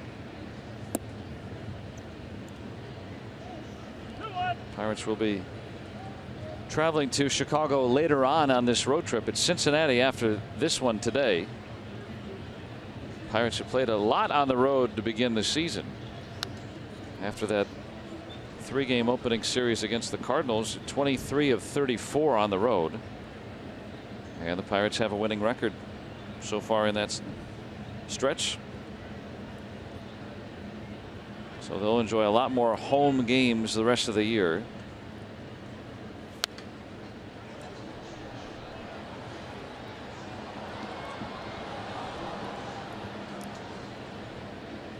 David Freese to follow. Sure wouldn't mind getting his first hit of the day back in St. Louis. I got here, had some time to spend with family. Marte puts it in play for the first time today, and he's going to have extra bases. Another ground rule double. Last time up, we were talking about the low ball hitting of Marte. He golfed this one. Goes down and gets that one. Holiday, couple steps in, and then didn't get a good read on that. No. There it is. It goes down and golfs it off the warning track. We were talking earlier about how lefty batters always seem to have that kind of uppercutting swing. They like the pitch down and in. Righties usually not as much, but you observed that Marte. Yeah, I think Marte is a good. Good low ball hitter. He likes going down and getting that. Especially that one was kind of down and in the middle. That down and in, the strike that's down and in. He doesn't miss many of those.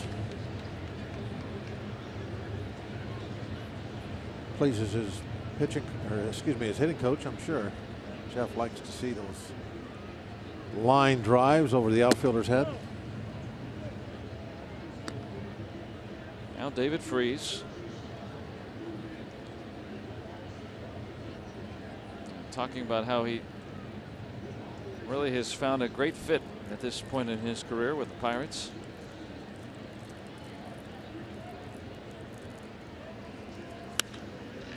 And he's got a base hit. Marte with speed, going to be waved around third.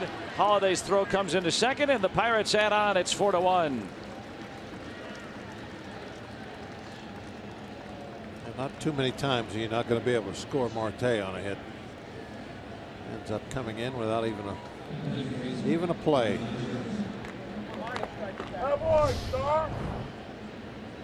No more ovations for David Freese here. No, that's over with now. Okay, they got that done. But you were mentioning all the road games. I mean, that's kind of what you like to think about is like, okay, we keep our head above water on the road, and then you really do your damage at home. So after this stretch, if things continue to go well in this game, that'll be 2 out of 3 here.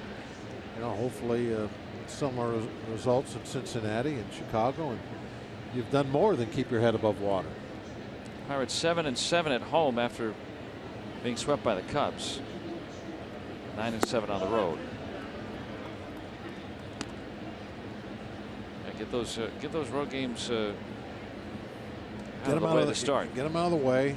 Be above 500, and then really go to work and enjoy those home games, especially now they're starting to get a little warmer. Get away from any of those cold games. Freese running on the pitch. Got hit hard with that comebacker.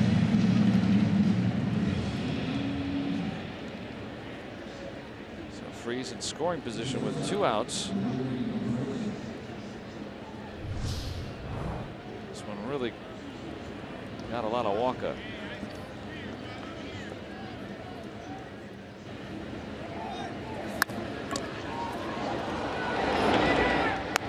Freese looking over his shoulder to see where the ball was hit, if it was put in the air or not.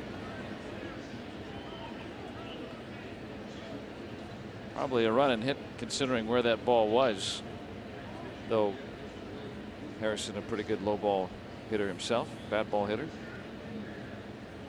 100th pitch from Waka. We're talking, you know, I mean, 16 pitches through 2 innings. He's cruising. And now a chance to maybe even knock him out before the 6th is over. Matt Bowman loosening in the Cardinal bullpen. This is not turning out to be a good start for Walker. He's already given up 4 runs. Even if he completes the 6th inning, 4 runs in 6 innings is it's hard to make a case that's a good start. Well, they're going to just walk Mercer. Stewart coming up. He just doubled his last time around. It's amazing how the game changes. Intentional pass.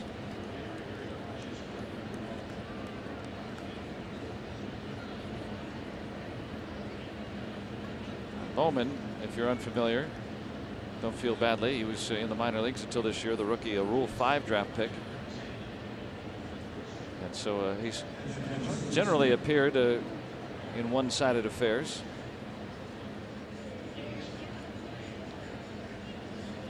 Stewart with that run-scoring double in that 3-run 5th. Pirates have added another here in the 6th.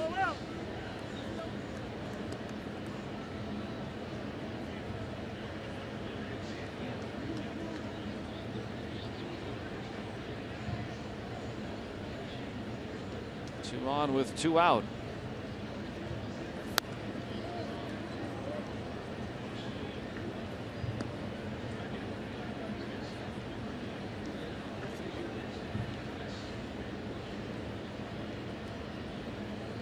Garrett Cole would be next.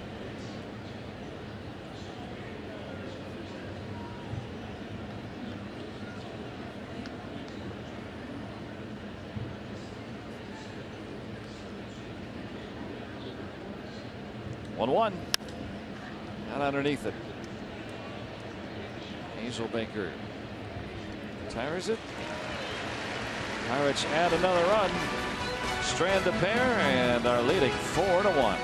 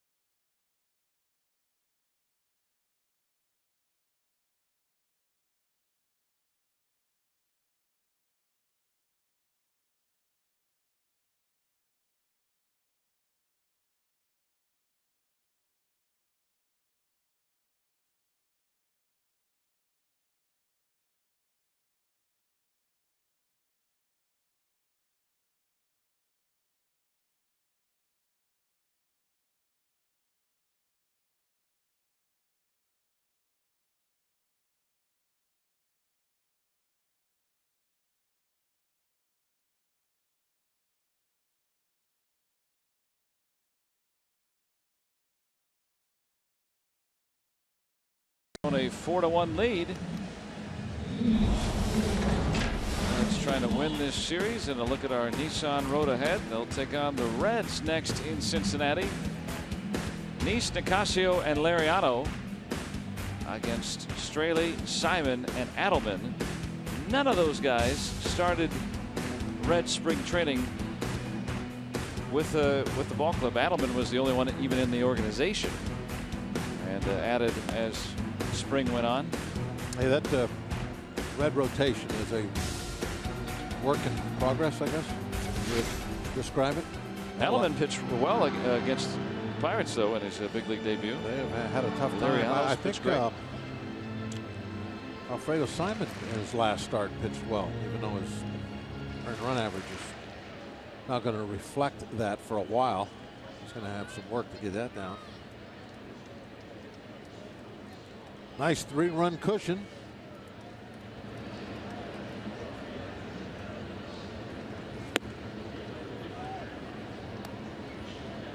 David Freese driving in that extra run in the top half of this inning.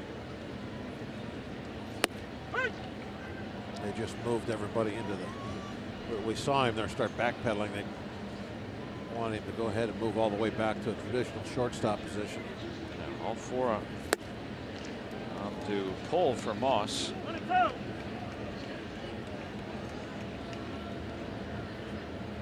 Hit a run scoring double in the third. That's been the lone Cardinals tally.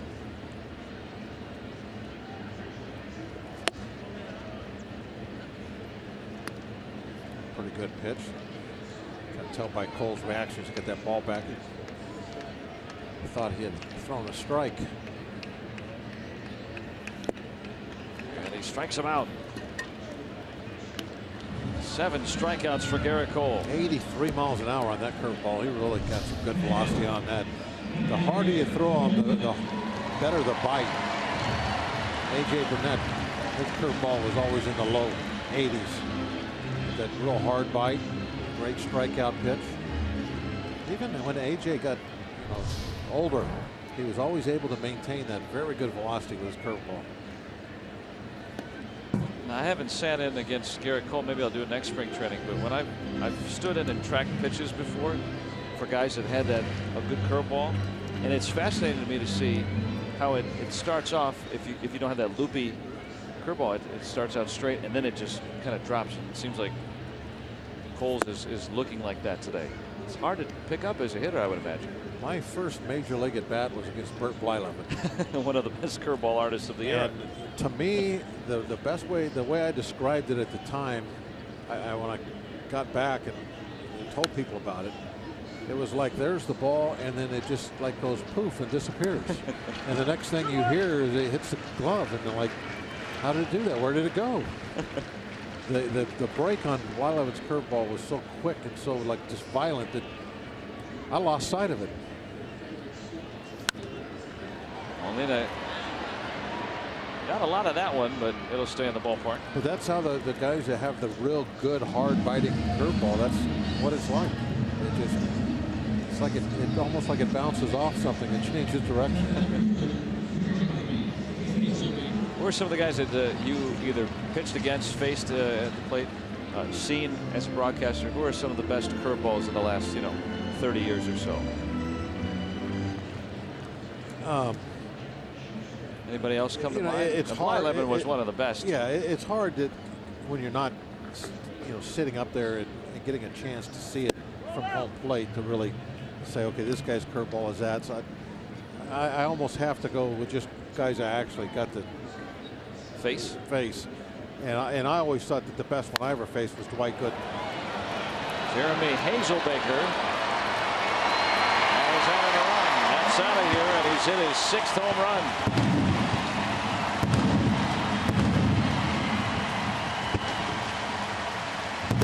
Cardinals don't go away quietly. Now 4-2. But any hard thrower like Cole is, if they can get that same good velocity on their hook that they have to go with the fastball, those guys always have the good curves. I think that might have been a changeup. It didn't look like it broke. And now Diaz rips an extra base hit in the left field corner. Yeah, that's a slider that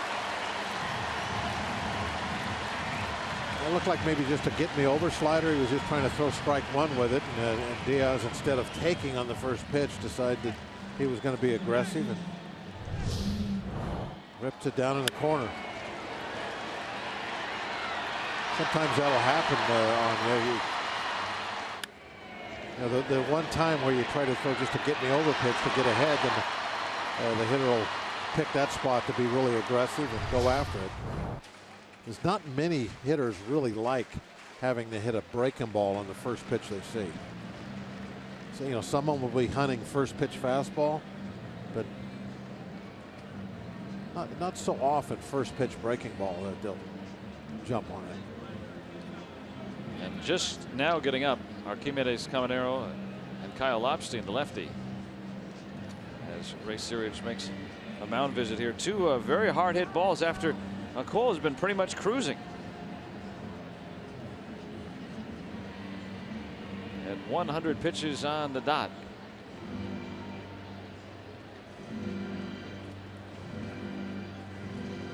I'm trying to think back your question about a curveball.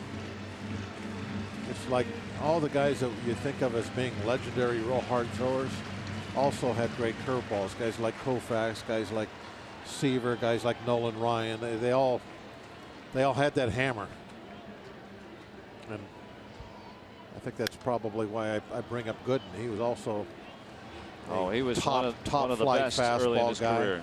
Brett Saberhagen, great curveball, very hard thrower, at least on even years. Or was it odd years? I can't remember now. Yeah. I think it was odd years. They won in '85. He seemed to always have that every other year Cy Young-like stats. Colton Wong representing the tying run here after the home run by Hazelbaker. Diaz on the next pitch, that ripping double. Hazelbaker a year ago was at home trying to figure out where his career was going after being released in the minors from the Dodgers. Cardinals pick him up. His career flourished, and now in the big leagues. Amazing what a year can do in the career of a ball player. Some guys don't get all that many opportunities, and the key is when you finally do get it, you have to be lucky enough to get in one of those hot streaks that everybody really gets into. And now he's getting an opportunity up here, and he's smoking hot, making good use of this opportunity. And it won't be long. I mean, if it hasn't happened already, to where he'll be just like, okay, he's our guy. Cole's last fastball at 98. He knows he can empty the tank now. Another 0-2. He'll tap her back to the mound. Good curveball again today from Garrett Cole, and he'll stop it right there. Cardinals get another 4-2 as we head to the 7th.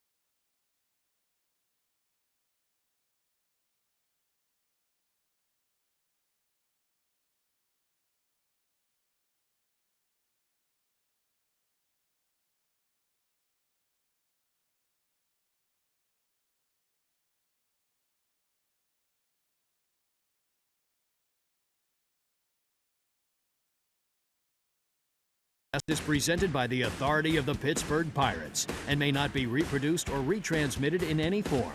And the accounts and descriptions of this game may not be disseminated without the express written consent of the Pittsburgh Pirates. 4-2 Pirates. Seems like that'll be it for Garrett Cole. That's a hug.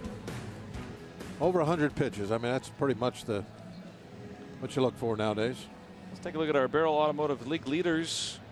Baseball's team leaders in pinch hit home runs. Cardinals have had quite the success. Matt Joyce has 3 all by himself. Yeah, that leads baseball. When you think of 3, that's pretty awesome. But 7 pinch hit home runs in just a little over a month of baseball. That's pretty good, but it's not as good as having 3 all by yourself. Yeah, that no one else has done that in baseball. Joyce has. Leads in RBIs as well. He'll bat for Cole to start the 7th. And we got a new pitcher for St. Louis as well. Matt Bowman. There you see what Bowman has done to this point. Quite a few games for a Rule 5 guy. Number 11 already. Yeah, AAA last year with the Mets. Opposition hitting just 205 versus Bowman.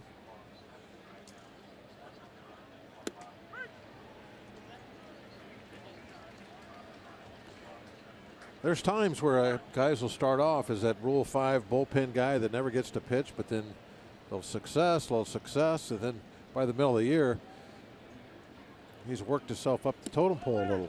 Great example of that is the Cubs' Hector Rondon. Yeah. A few years back. So sometimes there's a diamond in the rough. Sometimes they're just rough. But you got to keep them on the roster the whole year. Yeah, you never know. Diamonds sometimes it turn out to be quartz, which can be useful. Like a watch, yeah. Countertop.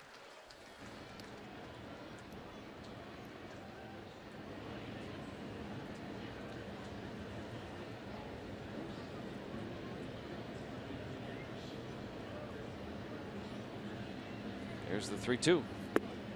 And Matt Joyce will work the walk. You know, as impressive as Joyce has been, with the pinch hits, 5 pinch hits.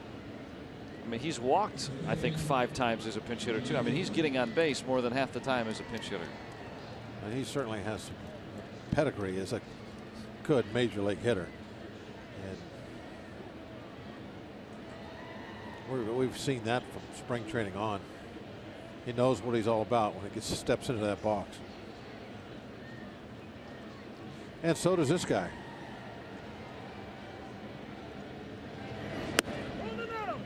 John Jaso.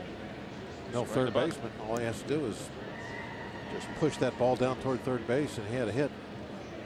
Just trying to keep the line moving. This has been a very selfless Pirates offense this season.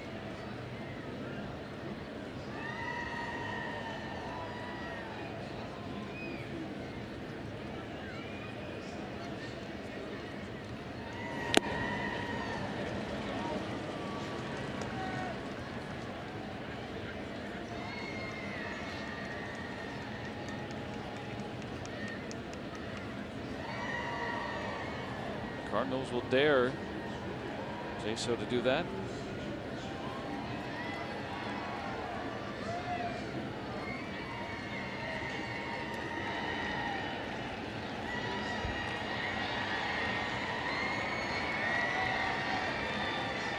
Some of the guys wearing their sunglasses today.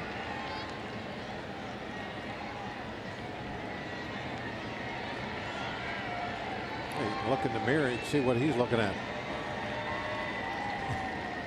See Bowman in the reflection. He's got him in his sights. Jaso putting the Pirates on top for the first time. Narrowly depositing that one over the wall and right. A 2-run home run with 2 outs in that 5th inning.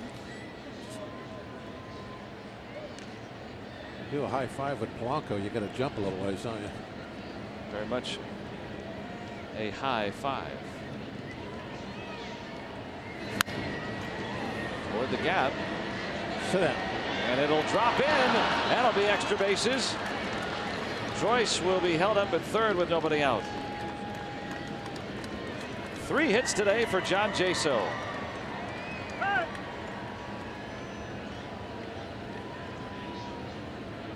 Remember he got robbed back in the 1st inning? Yeah. cashing back in now. But he did get the little soft broken bat hit, kind of made up for that one.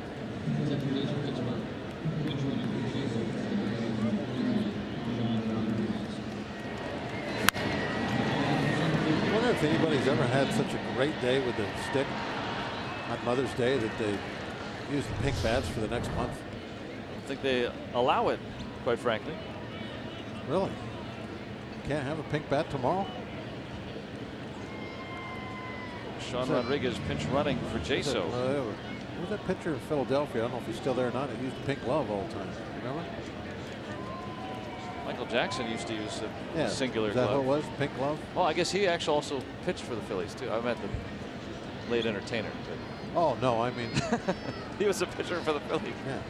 I was kind of kidding, but kind of works. I can't think of who you're talking about though. Ah, it was Jerome Williams. Yeah, the pink glove. Tap foul, strike one. Seth Maness getting up. And Jerome Williams' mom passed away because of breast cancer back in 2001. And so that was his way of honoring her fight against breast cancer.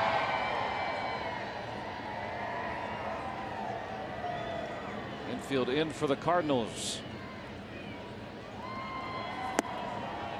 Now 2 strikes on McCutchen.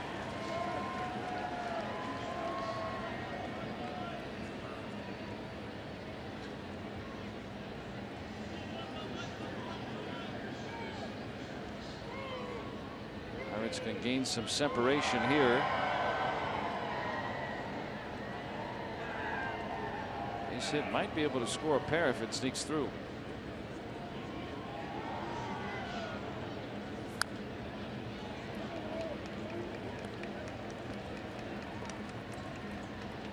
Talking about these close games, Pirates trying to bust this one open.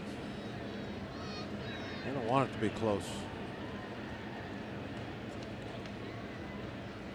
Lead runner is Joyce. That pinch hit walk. Rodriguez pinch ran for Jaso, who doubled.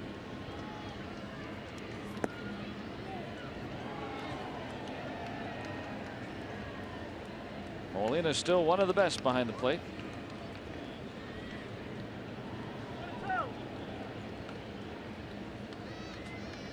Infield in.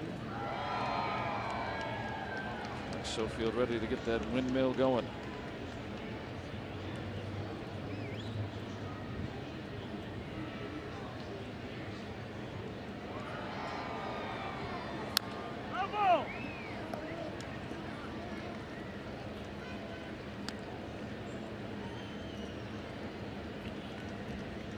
Today 1 for 3.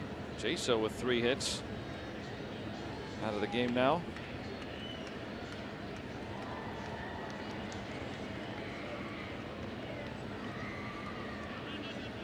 See everybody in on the edge of the grass in the Cardinal infield. And another thing that does, it makes it very difficult to prevent anybody from scoring from second base on a base hit.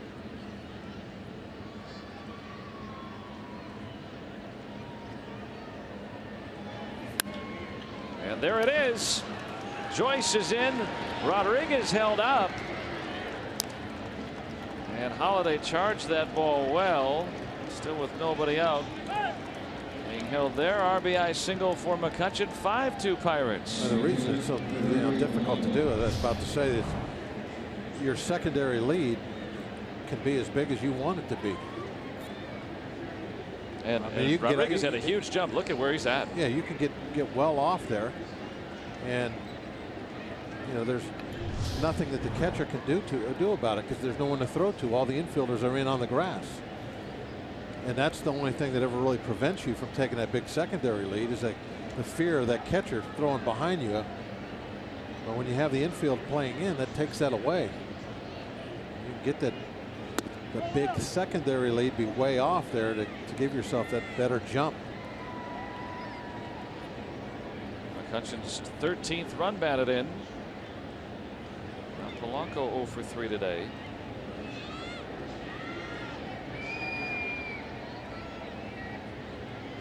Infield still in.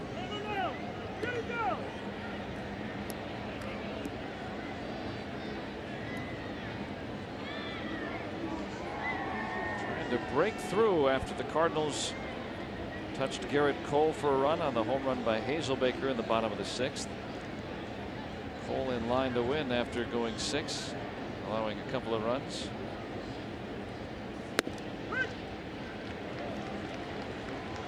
Cole struck out 7 today.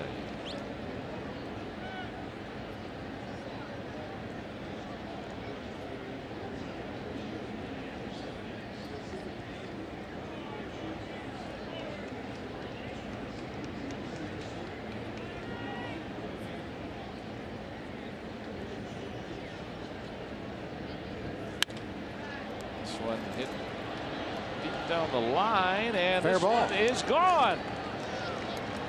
Home run for Gregory Polanco right down the line in left, and the Pirates break it open. It's 8-2. Didn't know if that slice was going to take it to the left of that foul pole, and it didn't. It was able to stay just fair. That's a huge 3-run home run for Polanco.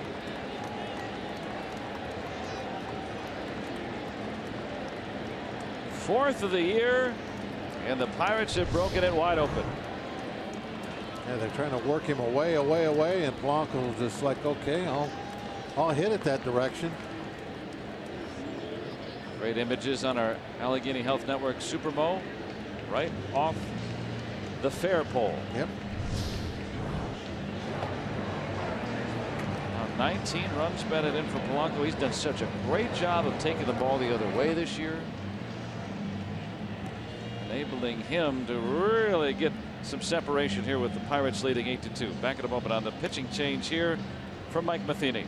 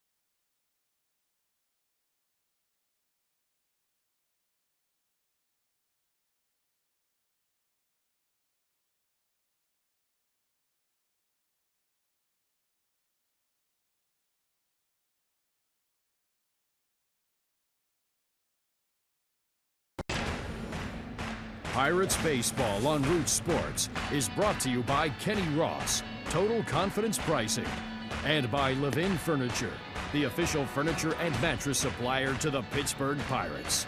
For the best quality, service, and value, shop Levin's. Let's go Bucks! Big home run for Gregory Polanco. That 3-run shot right down the line. That's put the Pirates on top 8-2.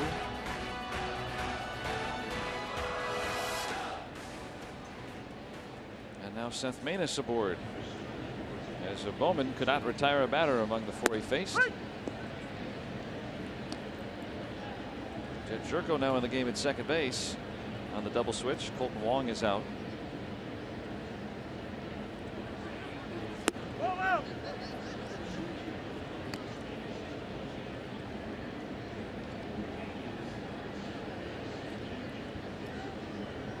Maness with an ERA over 5.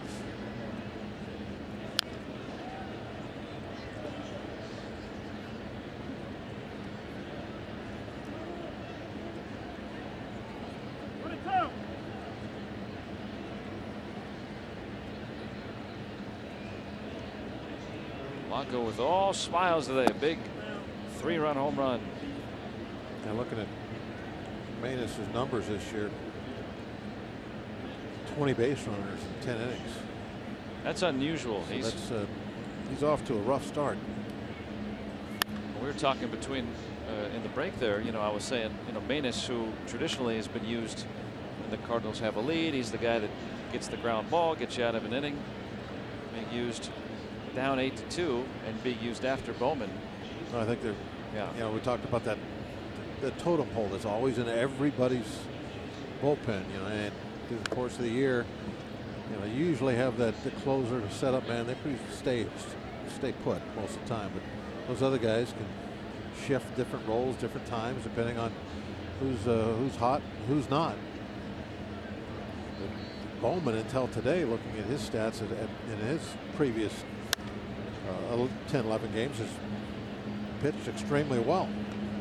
So Matheny trying to ride the hot hand. It didn't work. Perhaps. I mean,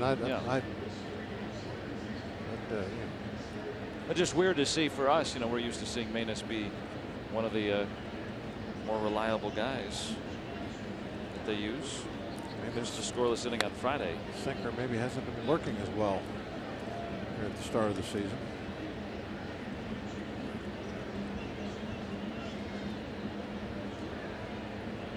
Brian Vogelsong on the left. Mark Melanson, the closer, on the right. Doesn't look like Melanson's going to see work. Thought he might a minute ago. Yeah. 4 quick runs.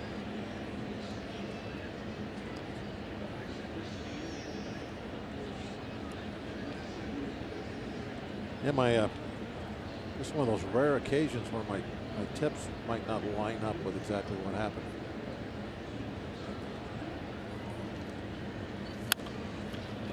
There's a base hit on the 10th pitch of the at bat.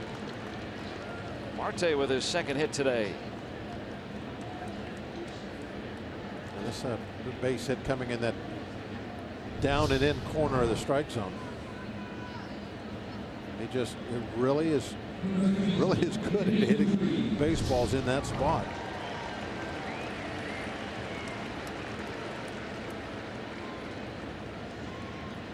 Yeah, Free's got another little, not a standing ovation, but I mean a pleasant, nice little hand there. Drove in a run with a single last time. You can see that protective device very well now that he wears on his left hand. Normally he's got that black glove on and you can't really see it, but with the pink gloves you can really see how it protects the small bones in the back of that hand in case a fastball rides up and in. That's a spot that's so vulnerable.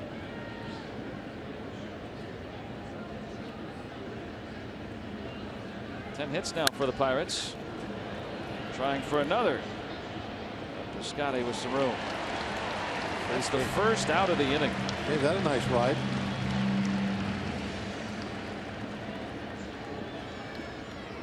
The Cardinals needed 33 pitches just to get the first out in the 7th.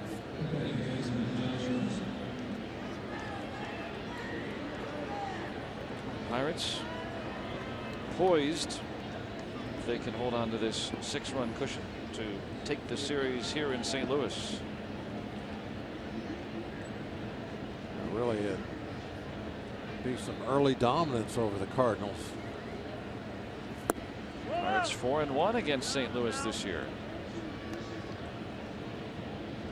And they'll have a chance to avenge the Cubs in Chicago next week. Again, spring in St. Louis.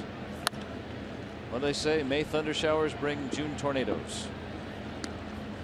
Is that what they say? Or whatever the old adage is. It's just it's part of the country we get a lot of in the Midwest. Severe weather. Yeah, you're going to get some thunderstorms out this here. time of year. Yeah.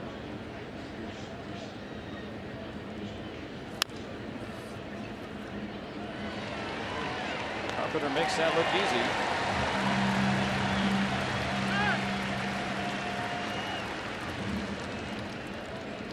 Marte on at second now with 2 gone.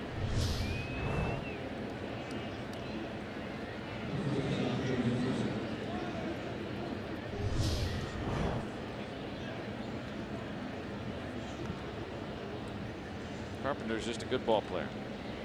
I know he's a Cardinal, but he's a good ball player. We talked about him a few times today. Yeah, he's credit where credit's due. You know, that old game sometimes you play like, okay, you're putting together a team. You know, you go by position. Carpenter would be on a lot of teams. A lot of people would pick him to be one of their guys. When we were kids and there was still an even number of players, they would just not pick another guy so they wouldn't have to pick me. Well, we'll just play 3-on-3 today. Carpenter would be high on that list, though. Yeah, you're putting together your all-star team in the National League. You go position by position. He's going to be on a lot of those. 2-2 now on Mercer. Seth Maness has, for now, quieted the storm a bit. Gregory Polanco, 3-run home run right down the line and left. And just over the wall, in fact.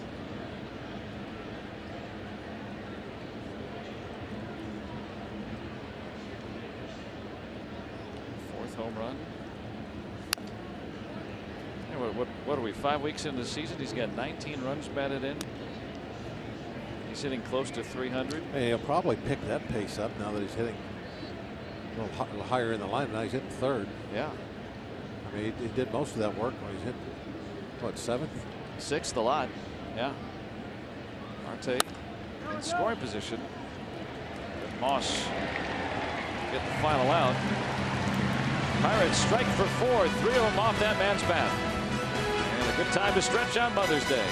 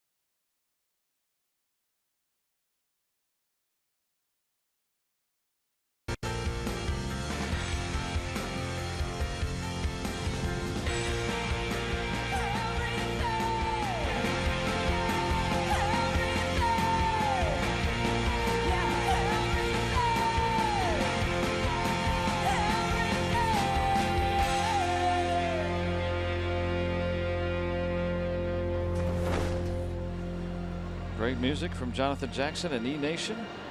Great images on our Allegheny Health Network Supermo. Gregory Polanco's 3-run home run, capping that 4-run outburst. 8-2 Buccos. Jed Jerko in on the double switch.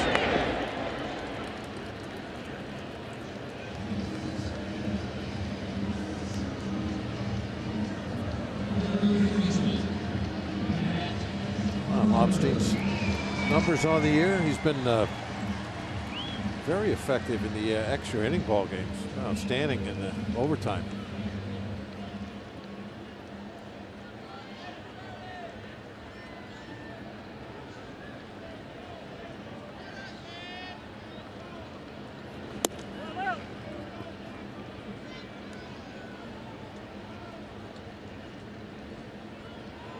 Matt Carpenter singled and walked today.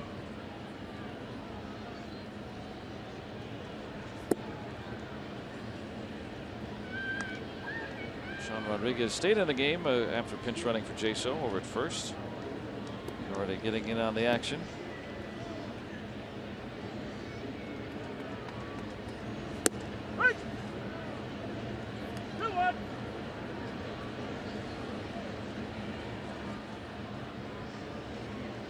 Pirates with 10 hits today. Cardinals with 6.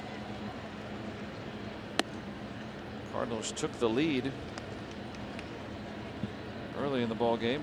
Carpenter scoring on a 2-out RBI double by Brandon Moss. Carpenter draws his second walk.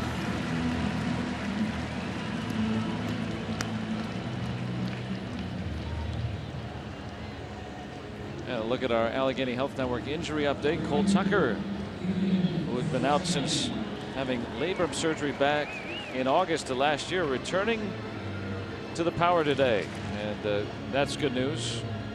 First rounder a couple of years ago, back in action. Look forward to seeing him be able to complete the rest of the year.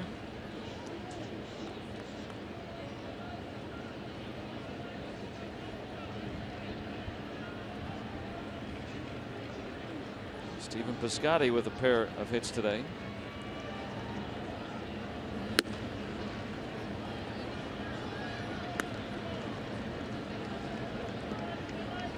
Lobstein hasn't worked in a while, trying to get in there for the first time since Monday. Gave the Pirates 3 innings against the Cubs.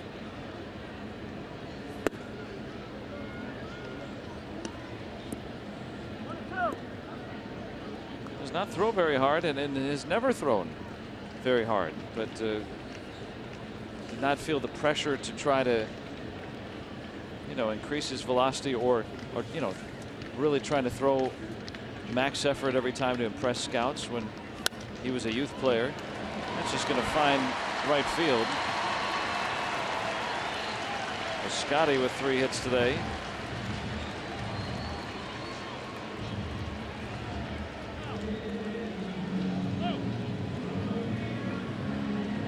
Lobstein just a guy who has always had good command and been able to get outs everywhere he's gone. Crafty left-hander. And for a young pitcher too. I mean, we think of a crafty lefty maybe as a guy that, toward the end of his career or something, just trying to hang on. But no, I mean, Lobstein, even as a teenager, never was the guy that threw the hardest, but was a good pitcher.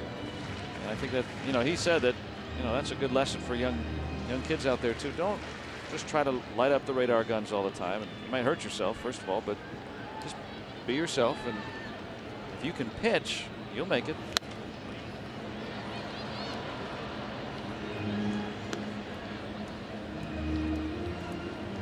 And Holiday 0 for 3 today.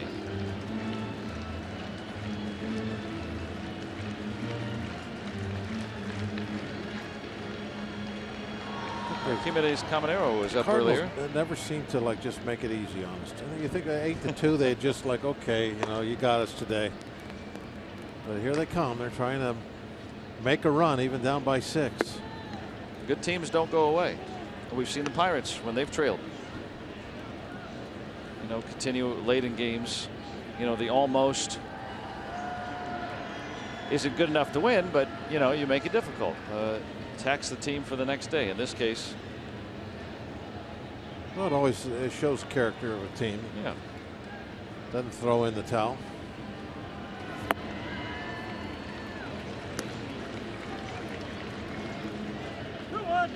Mike Matheny, ex-catcher, very, very good catcher in his playing days. The thing I always remember about him is Actually, it's when he was hitting. He took a fastball to the face, cut his cheek wide open, bleeding all over the place, and tried to convince him to let him stay in the game. Didn't hit me. I mean, he didn't even go down. You know, most guys hit a fastball in their face. You think they would like kind of take a knee?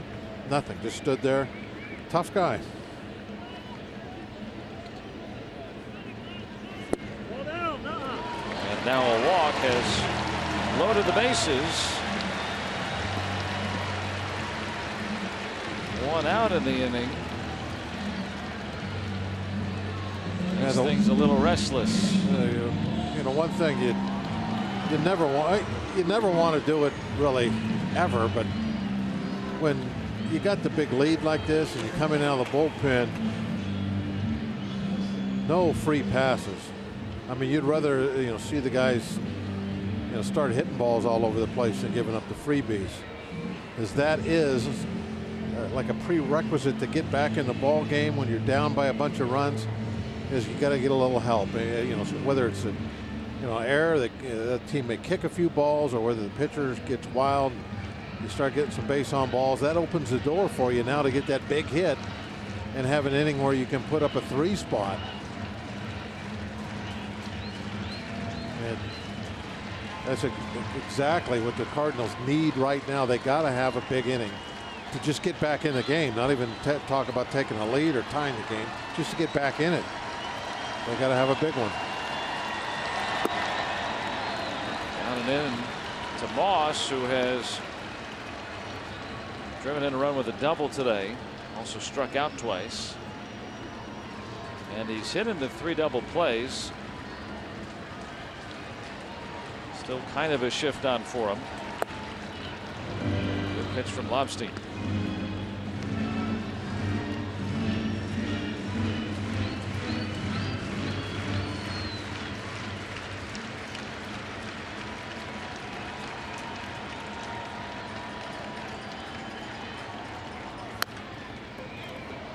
Foul ball.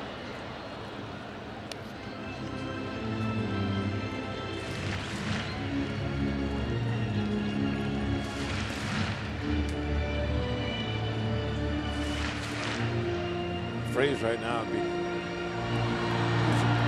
probably wondering why we don't have a big shift on so that he could take control at second. He wants to make that pivot, right? Well, he's played some second base already this year, briefly.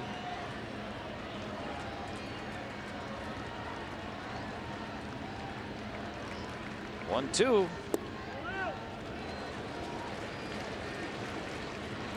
Tried with the cutter and missed.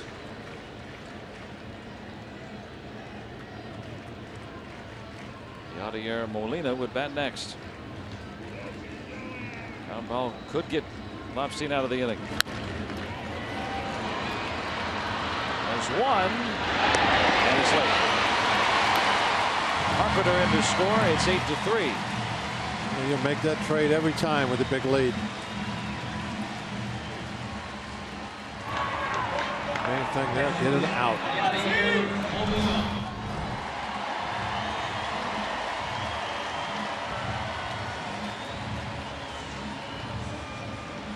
It's the only finite part about this game. You get 27 outs.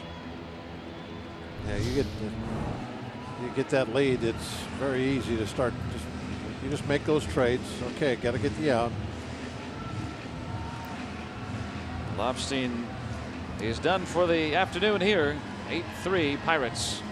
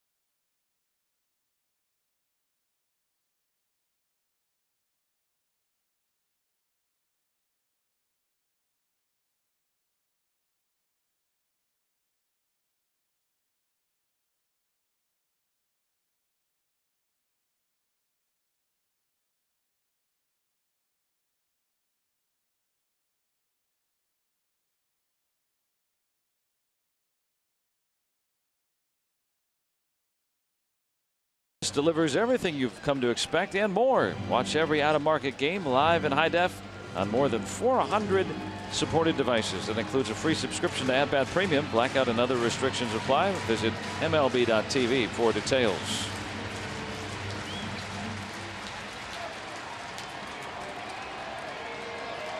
Caminero had been in 14 ball games, as you can see, and been a little wild early this year. He really was able to harness that control last season and had a breakout year. Fine rookie year. Needs to get back to that throwing more strikes.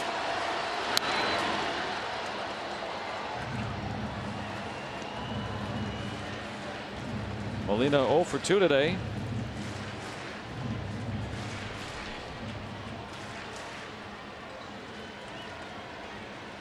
Lead runner is Piscotty at third. Moss over at first.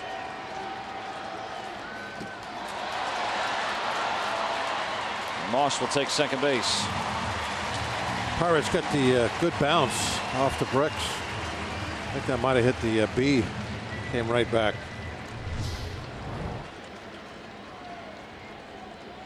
Yeah, right underneath the B and Bush.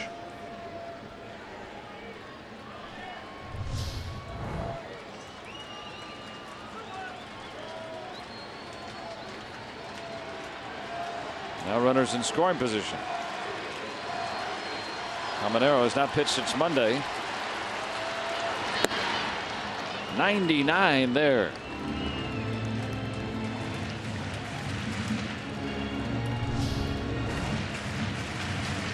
Pretty much just reared back and threw that one by him. Belt high middle.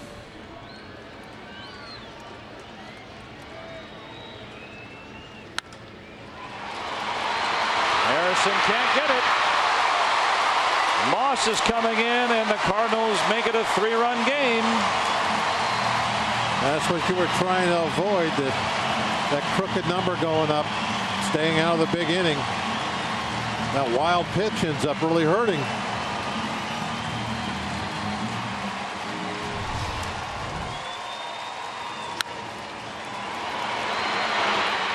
Just off the tip of the glove. The Cardinals now are back in it, making a game of it. Neftali Feliz has been warming on and off, and with it now a tight ball game, that's going to be it for Caminero.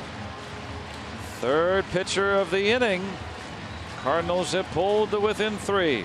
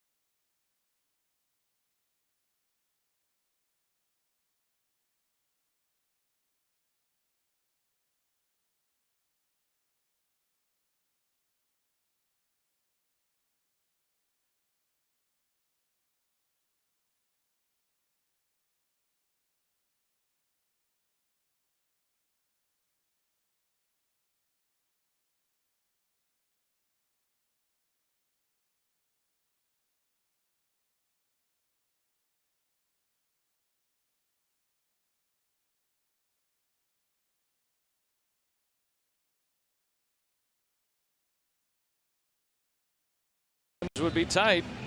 Cardinals coming right back and answering with 3 runs. Now 8-5 after that 2-run single by Molina. Now Clint Hurdle turning it over to Neftali Feliz. Feliz really nice, an excellent addition to that bullpen for situations like this. You're trying to get the game to Watson, the setup guy, who to get it to Melanson. Jeremy Hazelbaker homered his last time up.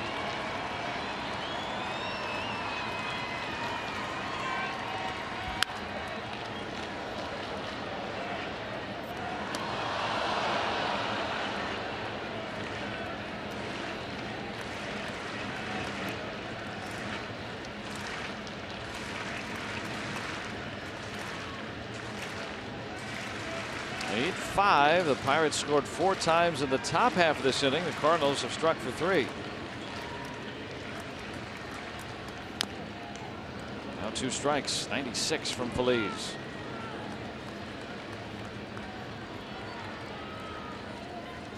Phillies pitched yesterday through 16 pitches in a scoreless inning.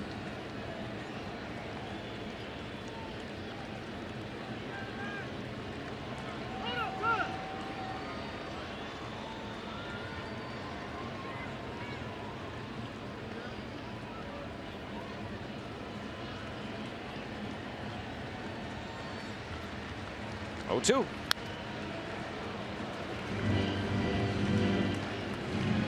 Phillies really quick to the plate.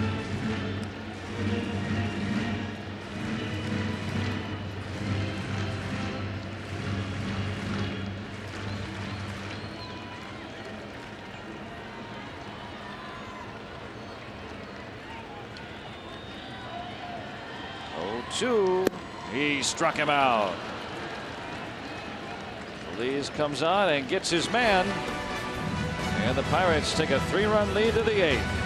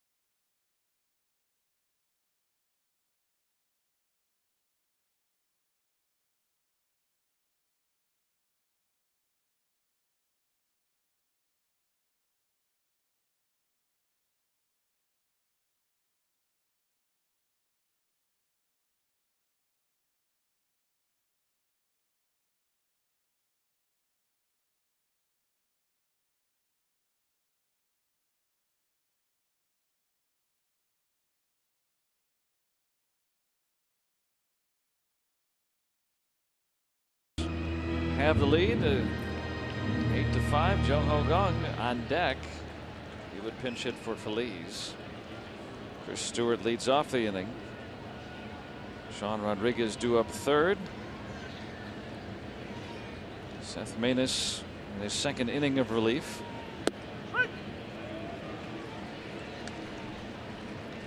Stewart has ripped a run scoring double that came back in the 5th.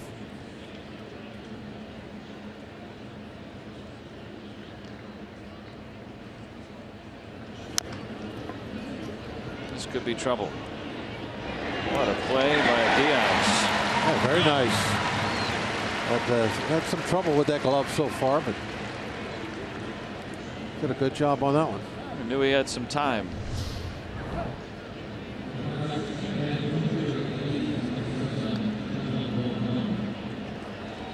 Well, the rookie has shown brightly here in St. Louis.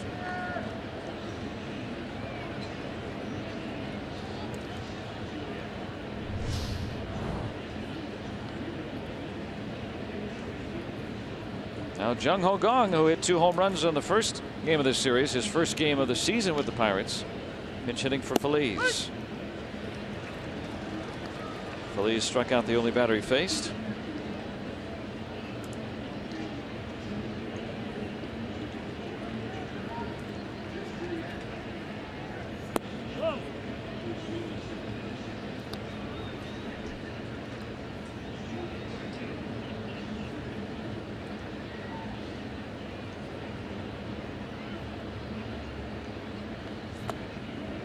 Two balls and a strike.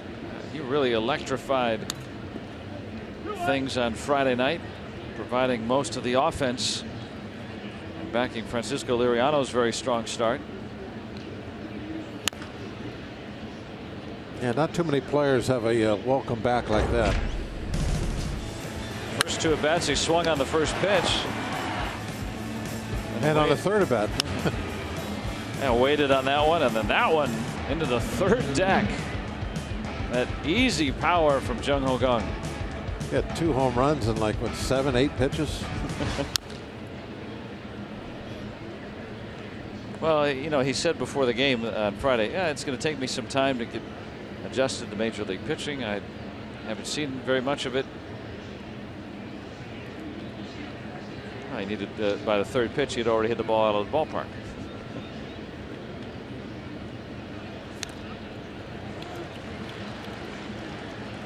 Manus throwing him a lot of off-speed stuff.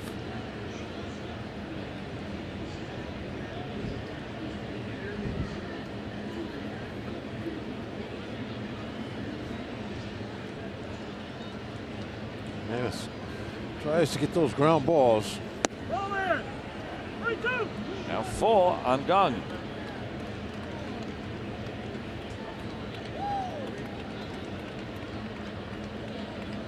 Manus Rodriguez next. Not a real hard thrower himself. Just his velocity's down a little bit too. Change speeds, get that ground ball.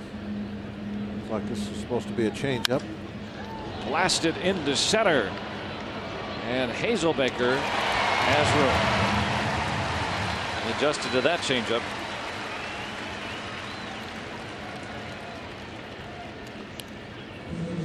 A pitch at bat, but it ends in an out. On a well hit ball. You can't ask for more than to center him up like that. Give it a nice ride out the center.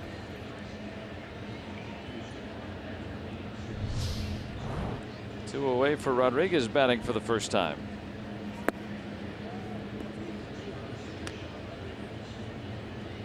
Young looking very good in the field the last couple of days, getting the day off today. That's by design.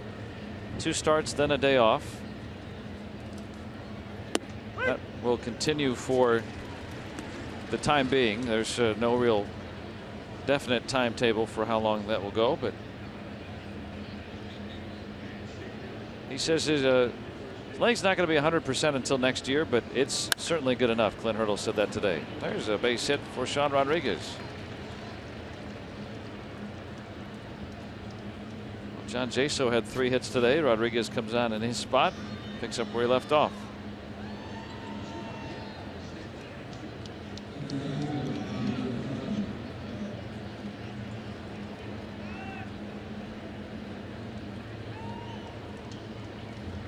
Andrew McCutchen with a pair of singles today, one driving in a run in that 4-run 7th. He preceded that 3-run home run by Polanco. He hit right down the line and just over the wall and left.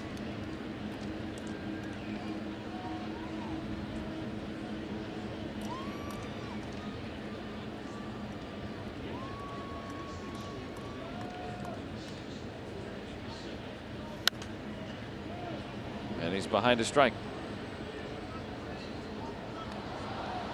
8-5. It's been a wild one. The Pirates have hit a pair of home runs.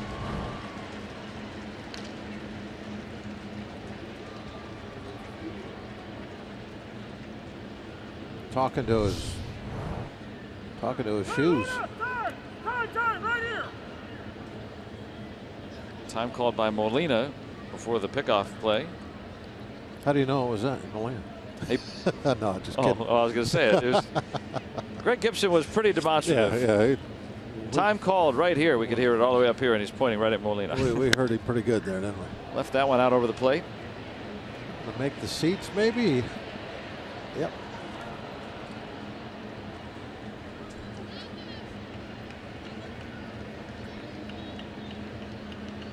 Manus has gotten away with a couple. Yeah, that last one was, man, throw him another one there. That was right down the pipe. Tony Watson ready for the bottom of the 8th. Him another shot at that. Well, either one of them, but especially that number 2. A couple of fastballs about 88 miles an hour. I looked at his average fastball velocity this year. You mentioned that he's been down, and certainly has. His average velocity is 87 on a fastball. And sometimes, you know, early in the year, pitcher's still building a little arm strength, maybe a tick down, right? And that first month and a half of the season. But this is a little more significant than we've seen. They work around 90 very consistently last year.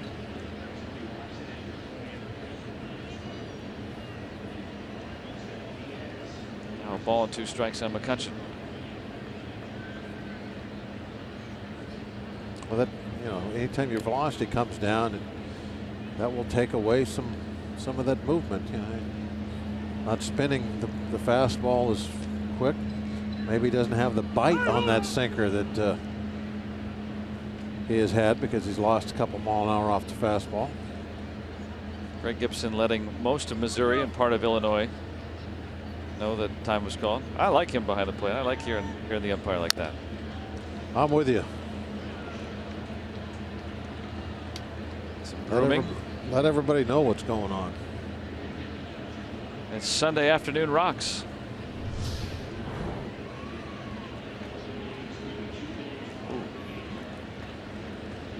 That's why he was outside of his back knee doing some planting.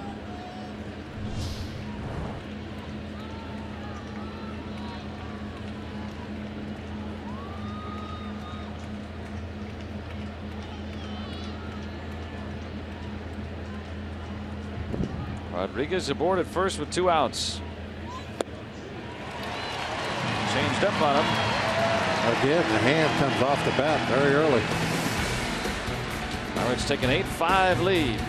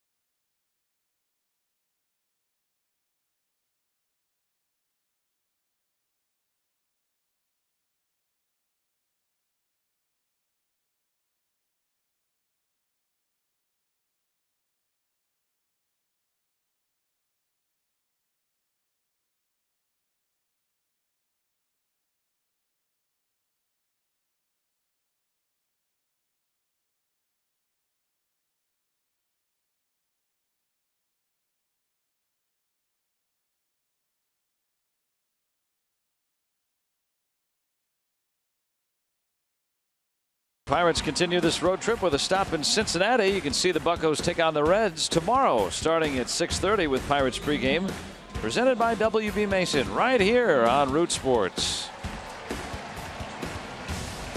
First of 3 in Cincinnati. Here trying to win the series against the Cardinals. They got to hold on to an 8-5 lead here on Mother's Day. Hope you're enjoying your holiday. Tony Watson on for the 8th. Always busy. 15 games now for Tony. Saw him in the first game of the series. Protected a 4-2 lead in the 8th. Aledmys Diaz 1 for 3. And quickly behind 2 strikes.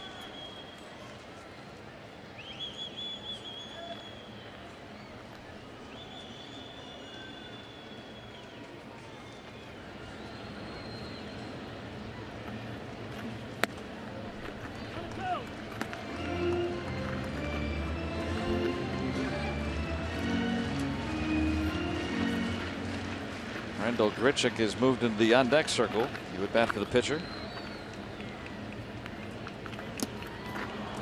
Got him to chase.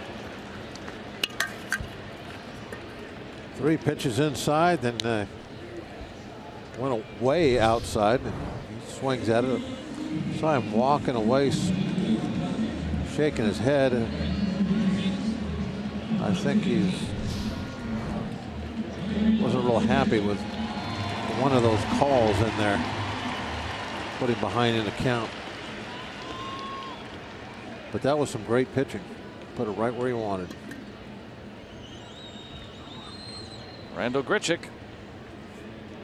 Pinch hitting for Manus. He had been scuffling, but awoken with a couple of run scoring singles yesterday. Played at 3.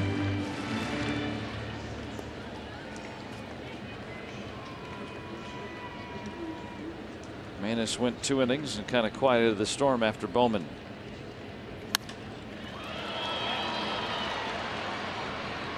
Polanco retires him.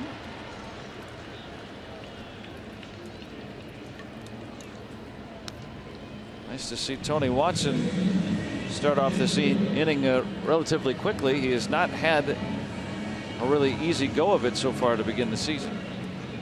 They started off with a couple perfect pitches to Diaz. His fastballs right in the inside corner.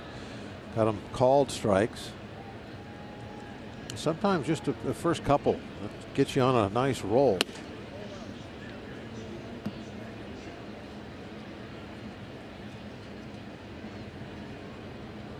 You know, if you don't get those first couple called strikes or called balls, now you're behind in the count. You risk of walking somebody, and then it can get away from you. Those first couple pitches when you first come to the ball game can really make a big difference on how that inning goes. And being a relief pitcher, you can't make an adjustment and end up throwing. Wow, I went 6 innings. I was a little wild in the first, but then settled down and threw a lot of strikes. With relief pitcher, it doesn't work that way. You got what you got when you first get out there, and that's going to be it. You only have an inning. It's got to be a good one right from the first pitch you throw.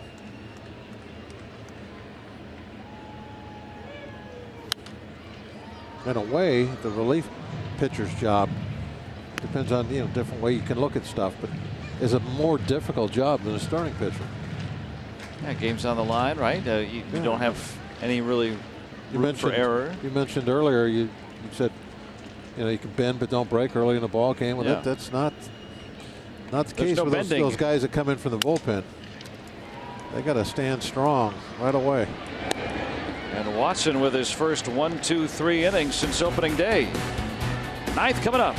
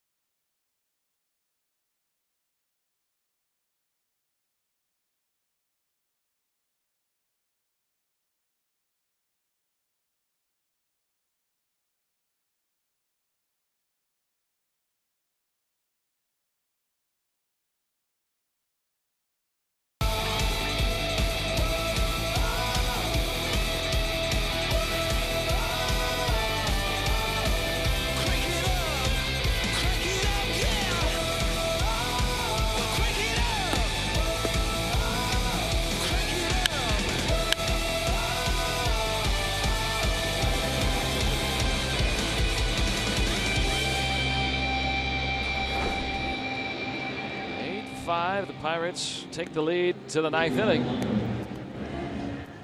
It has been back and forth. Pirates trying to take the series here. Both teams have led. Both teams have led in each of the last 2 games. Cardinals winning yesterday, and now Jonathan Broxton on here in the 9th. Off to a decent start as far as giving up hits. Opponent hitting just 163, but still has had to deal with a lot of base runners in his 12 innings because he's walked 9.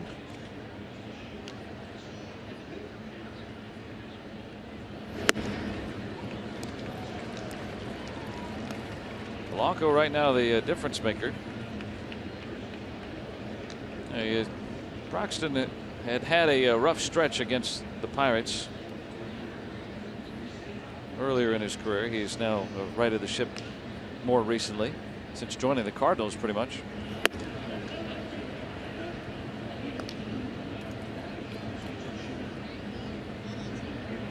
And Polanco, that 3-run home run, the difference maker in the 7th inning.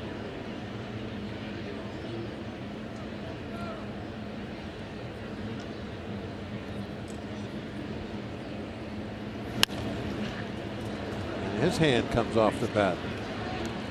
Just been plaguing the hitters today. You know, those slickly lacquered pink bats. New batting gloves too. It's not a follow through you see very often at the plate.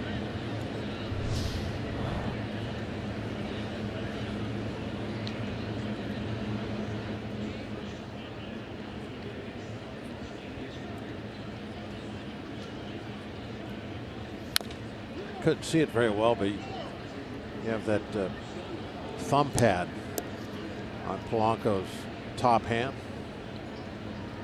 There's a good look. Now you can see it on his thumb. That protects the web of your hand from getting bruised and beat on when you're hitting, because that bat, of course, lays right in that web, that top hand.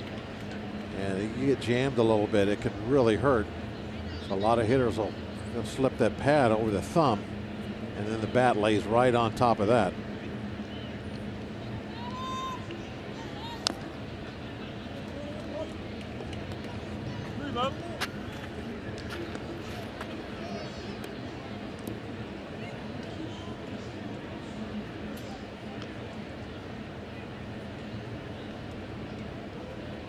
Not too many guys anymore that just go old style with dirt and bare hands up there. No wristbands or anything, right? I mean, today's a special day. There's a lot more. I think Cervelli still goes with just bare hand out there. He doesn't use batting gloves most of the time. Occasionally we've seen him do it. But. Yeah, you know, the one sleeve for Polanco. Where's the other sleeve? It's cut off.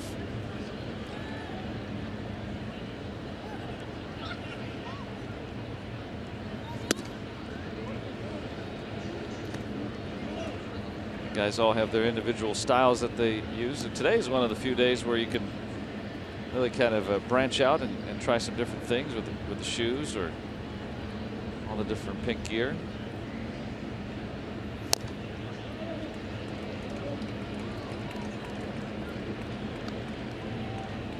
And that started back in 2006, 10 years ago. Baseball allowed for that.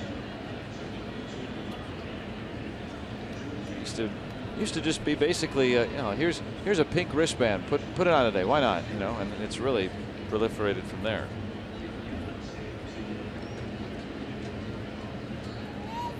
And Broxton strikes out Polanco.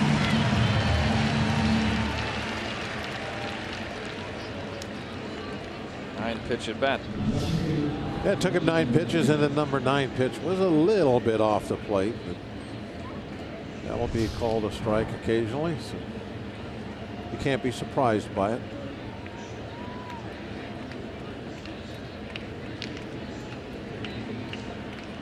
Now Starling Marte hits in each of his last 2 trips. Make it 3 in a row.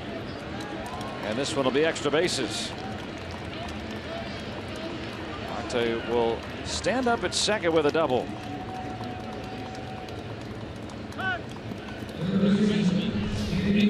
I keep throwing him down there, and he just keeps whacking at the left for doubles. Another one right at the knees. A little bit, kind of inside half the plate, down in the corner for a double. Look at that. He just doesn't miss down there. That's a hot zone for him. Yes, it is. Not just today, but either guys are missing or scouting report. Someone spilled coffee on him today. Maybe they don't get the same paper, the same charts we get. David Freese 1 out of 4 today, a run scoring single.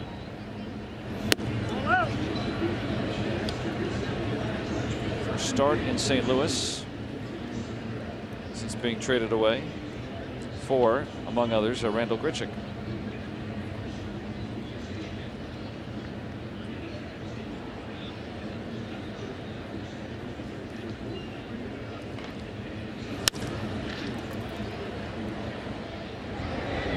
That'll be the second out.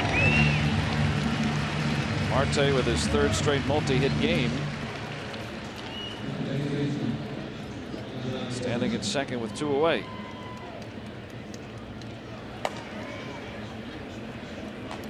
Mark Melancon getting ready.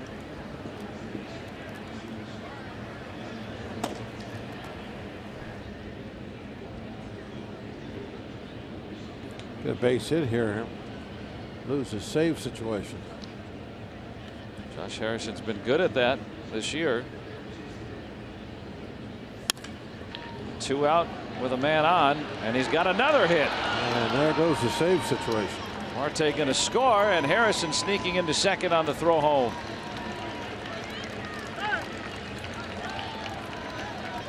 Harrison's first hit of the day, 9-5.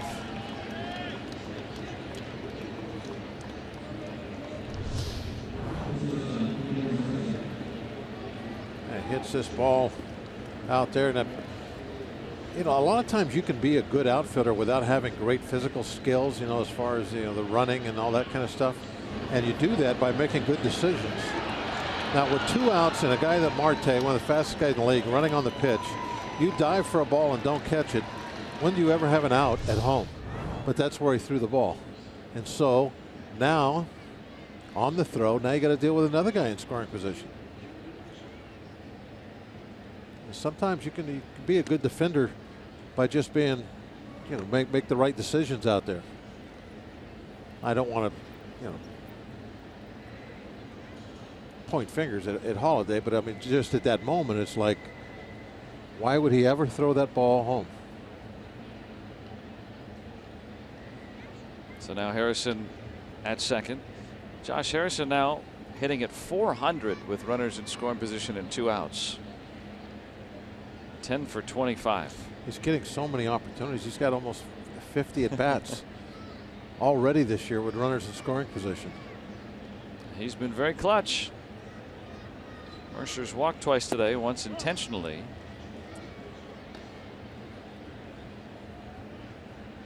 And now Ryan Vogelsong.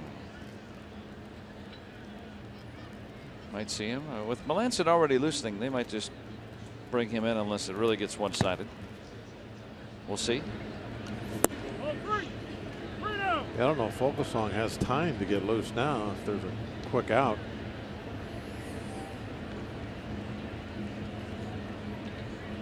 Melancon pitched Wednesday, Friday.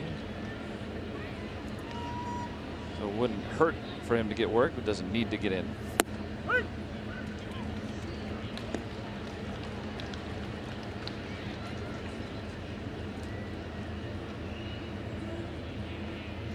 One on Jordy Mercer.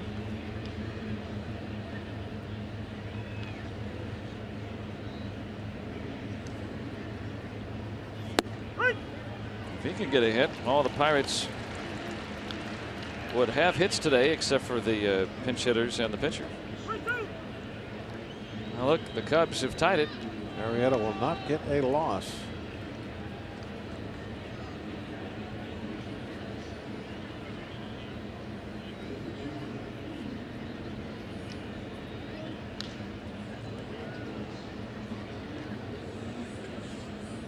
Mesmerized, aren't they? It's getting to that time of the game. Tension wavers. Mercer draws his 3rd walk today. Nice eye. Like a pretty good slider to be able to lay off.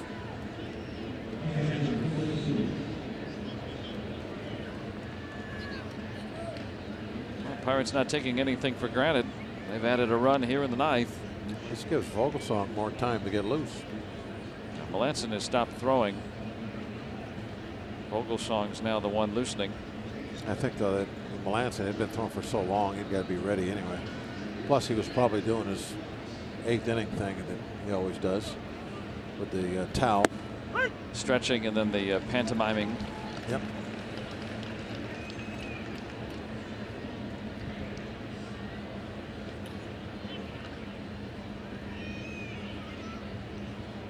Liriano would bat next.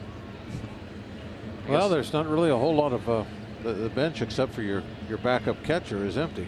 Yeah, Cervelli's the only man there trying to give him a chance to have a day off. I guess Tony Watson wouldn't get a chance to bat, huh?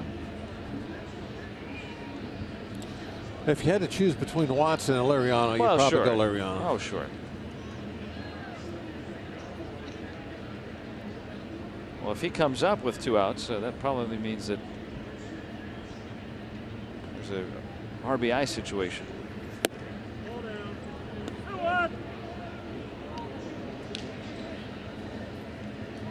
Stewart, an RBI double in the 5th.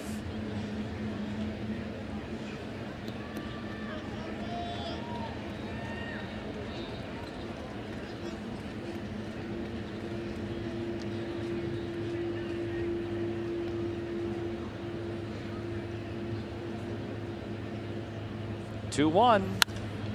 This one might get down. And it does. A base hit. Harrison hustling all the way. And he is in. Mercer on to 3rd. Chris Stewart, a 2-out RBI single. It's 10-5 Buccos.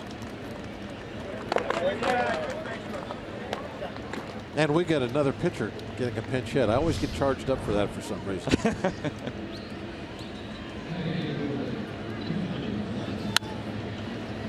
A little flare that falls in. Jay Hay off with the crack of the bat. Scores pretty easy without a tag. And Liriano now getting the hit. With that short bench, we've seen some pinch hitting. And Neese up there, who got a pinch hit RBI. Well, first time Liriano's ever pinch hit. Well, he's only been a good hitter for about a year now. Hitting .313. Bucks on the pond for Liriano with Mercer at 3rd. Stewart aboard at 1st. And they'll get the force. Pirates had a pair. And they'll take a 10-5 lead into the bottom of the 9th.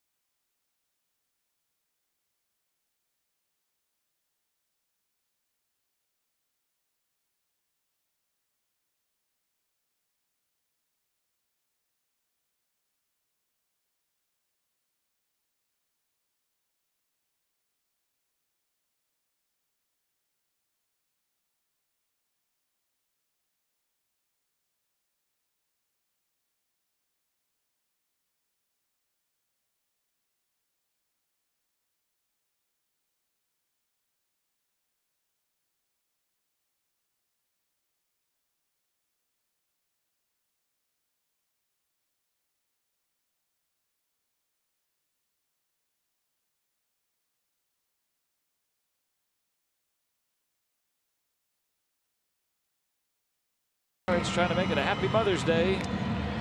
10-5 here in hopefully the final frame. Yeah, this one going to be the final frame. I'm going to make that prediction. We can hold on to this 5-run lead. Well, the Cardinals have made it interesting. Ryan's been pitching well this year.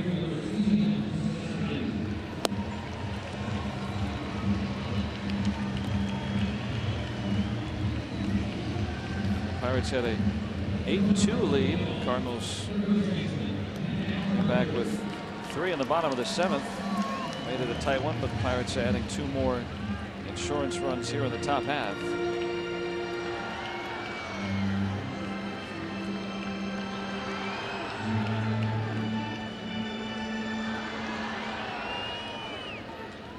Carpenter, then Piscotty and Holiday here in the 9th against Vogelsong.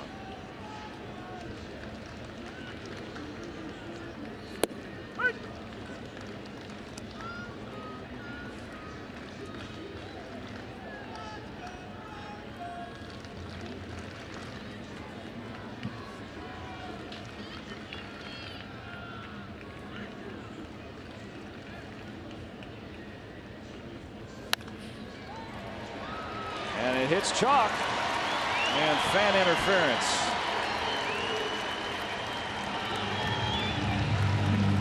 Carpenter will stand at second base.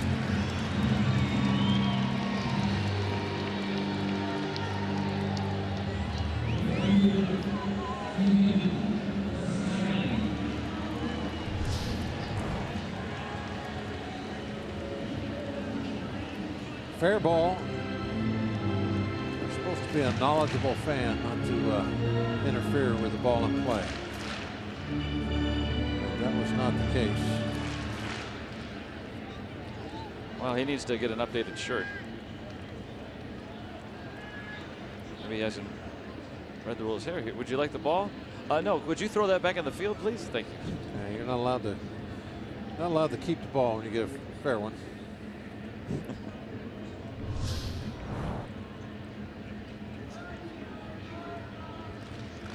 That's nice that he threw her the ball. Oh yeah, that gives the ball away, but whoever got it didn't get to keep it. I think he was trying to give it away to a kid anyway, though, so it didn't really make any difference.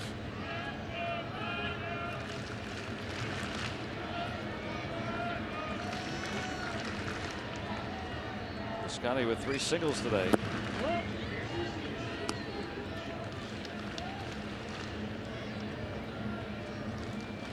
Sir, we must not let you watch the final 3 outs of this game.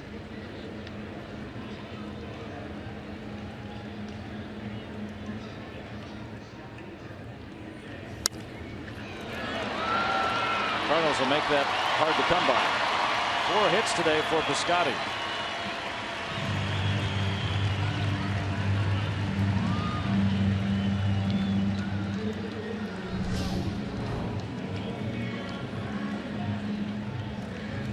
Down and get that one out. A little low. Dumped it into center field. Carpenter down by 5, just playing it 90 feet at a time, as he should.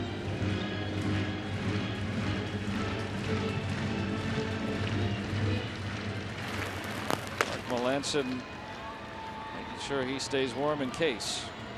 He'll be in the game if the tying run gets the on deck circle.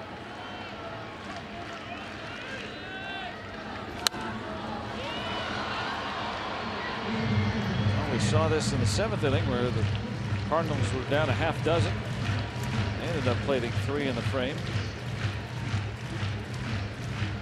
But they need 5 to tie here in the 9th. Pirates need 3 outs before that. Pirates aiming to take the series. Cardinals won last night. Pirates won the opener.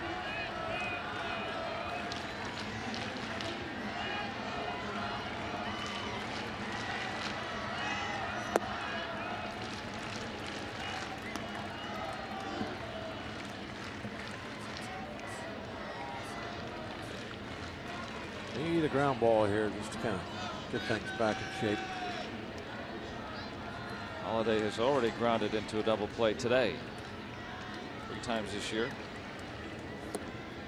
Way out in front.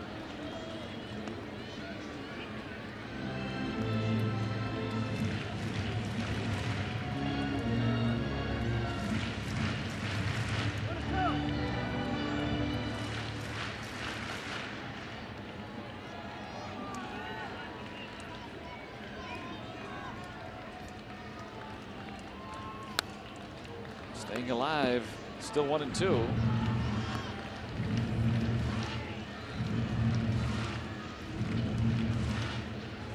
Vogelsong last pitched on Wednesday, delivered a couple of innings. Retired 6 of the 7 men he faced. The lone exception was a home run to Rizzo in that outing. And he strikes out Matt Holliday for out number 1. Nice K for Ryan. He does not want to give up that run at third base. He didn't necessarily. He would like the ground ball and get the double play. From a team standpoint, that's the best thing that could happen. But Ryan will take that strikeout. Now, yeah. Here's now I want the double play. Yeah, here's where we get the ground ball double play. Scotty, the trailing runner at first. I'll let him perhaps move into second base anyway. But that's kind of a gamble, though, for him to do that.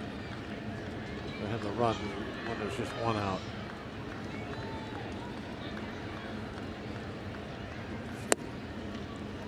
With 2 outs, he'd take off for sure. We no doubt. But with 1 out, you're always. I mean, it's not going to happen very often. But what if the hitter hits a line drive and you're off trying to steal down by 5? That's what guys are always leery about in this situation. They know they can steal the base, be no problem. They're not even going to try and stop me. What if the hitter hits a line drive? Most of the time, they'll wait till 2 outs before they'll move on down into second base. Scotty, a 4-hit day today. Pirates out hitting the Cardinals 14-10.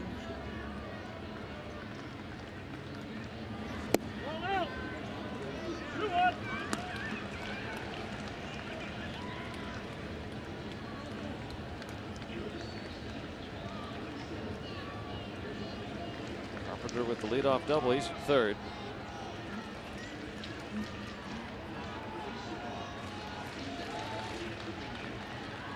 Pirates trying to take the series and pack up to Cincinnati.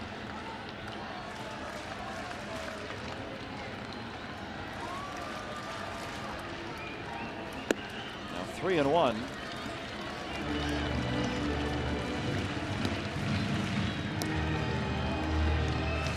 Well, if Moss gets aboard, Molina to follow, and then it becomes a safe situation. Assuming no outs are recorded. No one erased. Lanson ready if needed.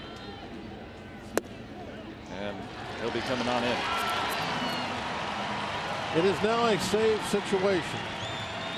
Tying run on deck. Tying run on deck. Winning run still in the dugout. So believe it or not, in a 5-run game, Mark Melanson is coming on to try to earn the save. 3 out of the 4 reach against Vogelsong. And so the 7th Pirates pitcher of the afternoon is coming on here in a 10-5 game.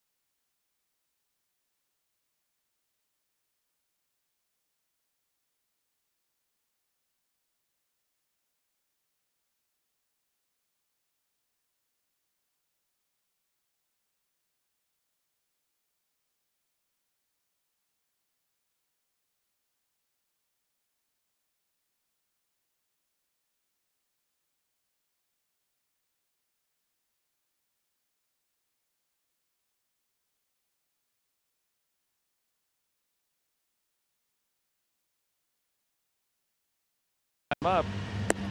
He's waiting as the Cards being doubled up by the Pirates, but Ryan Vogelsong allowed 3 of the 4 men to reach. Bases full of Redbirds. That means the tying runs on deck. It's a safe situation for Mark Melancon. And it's how the scoring rules are, that you come in and get the save here. Well, he's had 9 opportunities, and many of them have either been 1-out varieties, or these 4 or 5 run type games. This is already the 5th time he's come in with a 3 or more run lead for a save. It's kind of like you know, the hitting. It all evens out.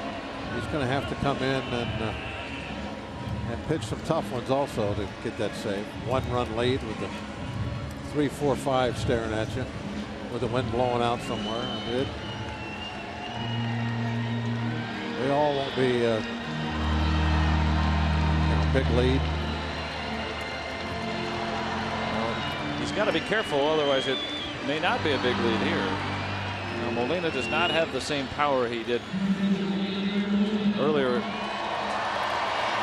his career, the last couple of years ago before the thumb injury, but still capable, very capable.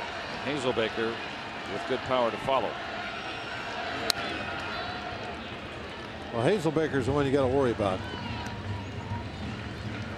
And Molina. Who would have thought that, by the way, coming into spring training? Huh? Molina, what you're worried about as much as anything is just a single, just to keep the line moving. I mean, a home run right now actually will kill the rally.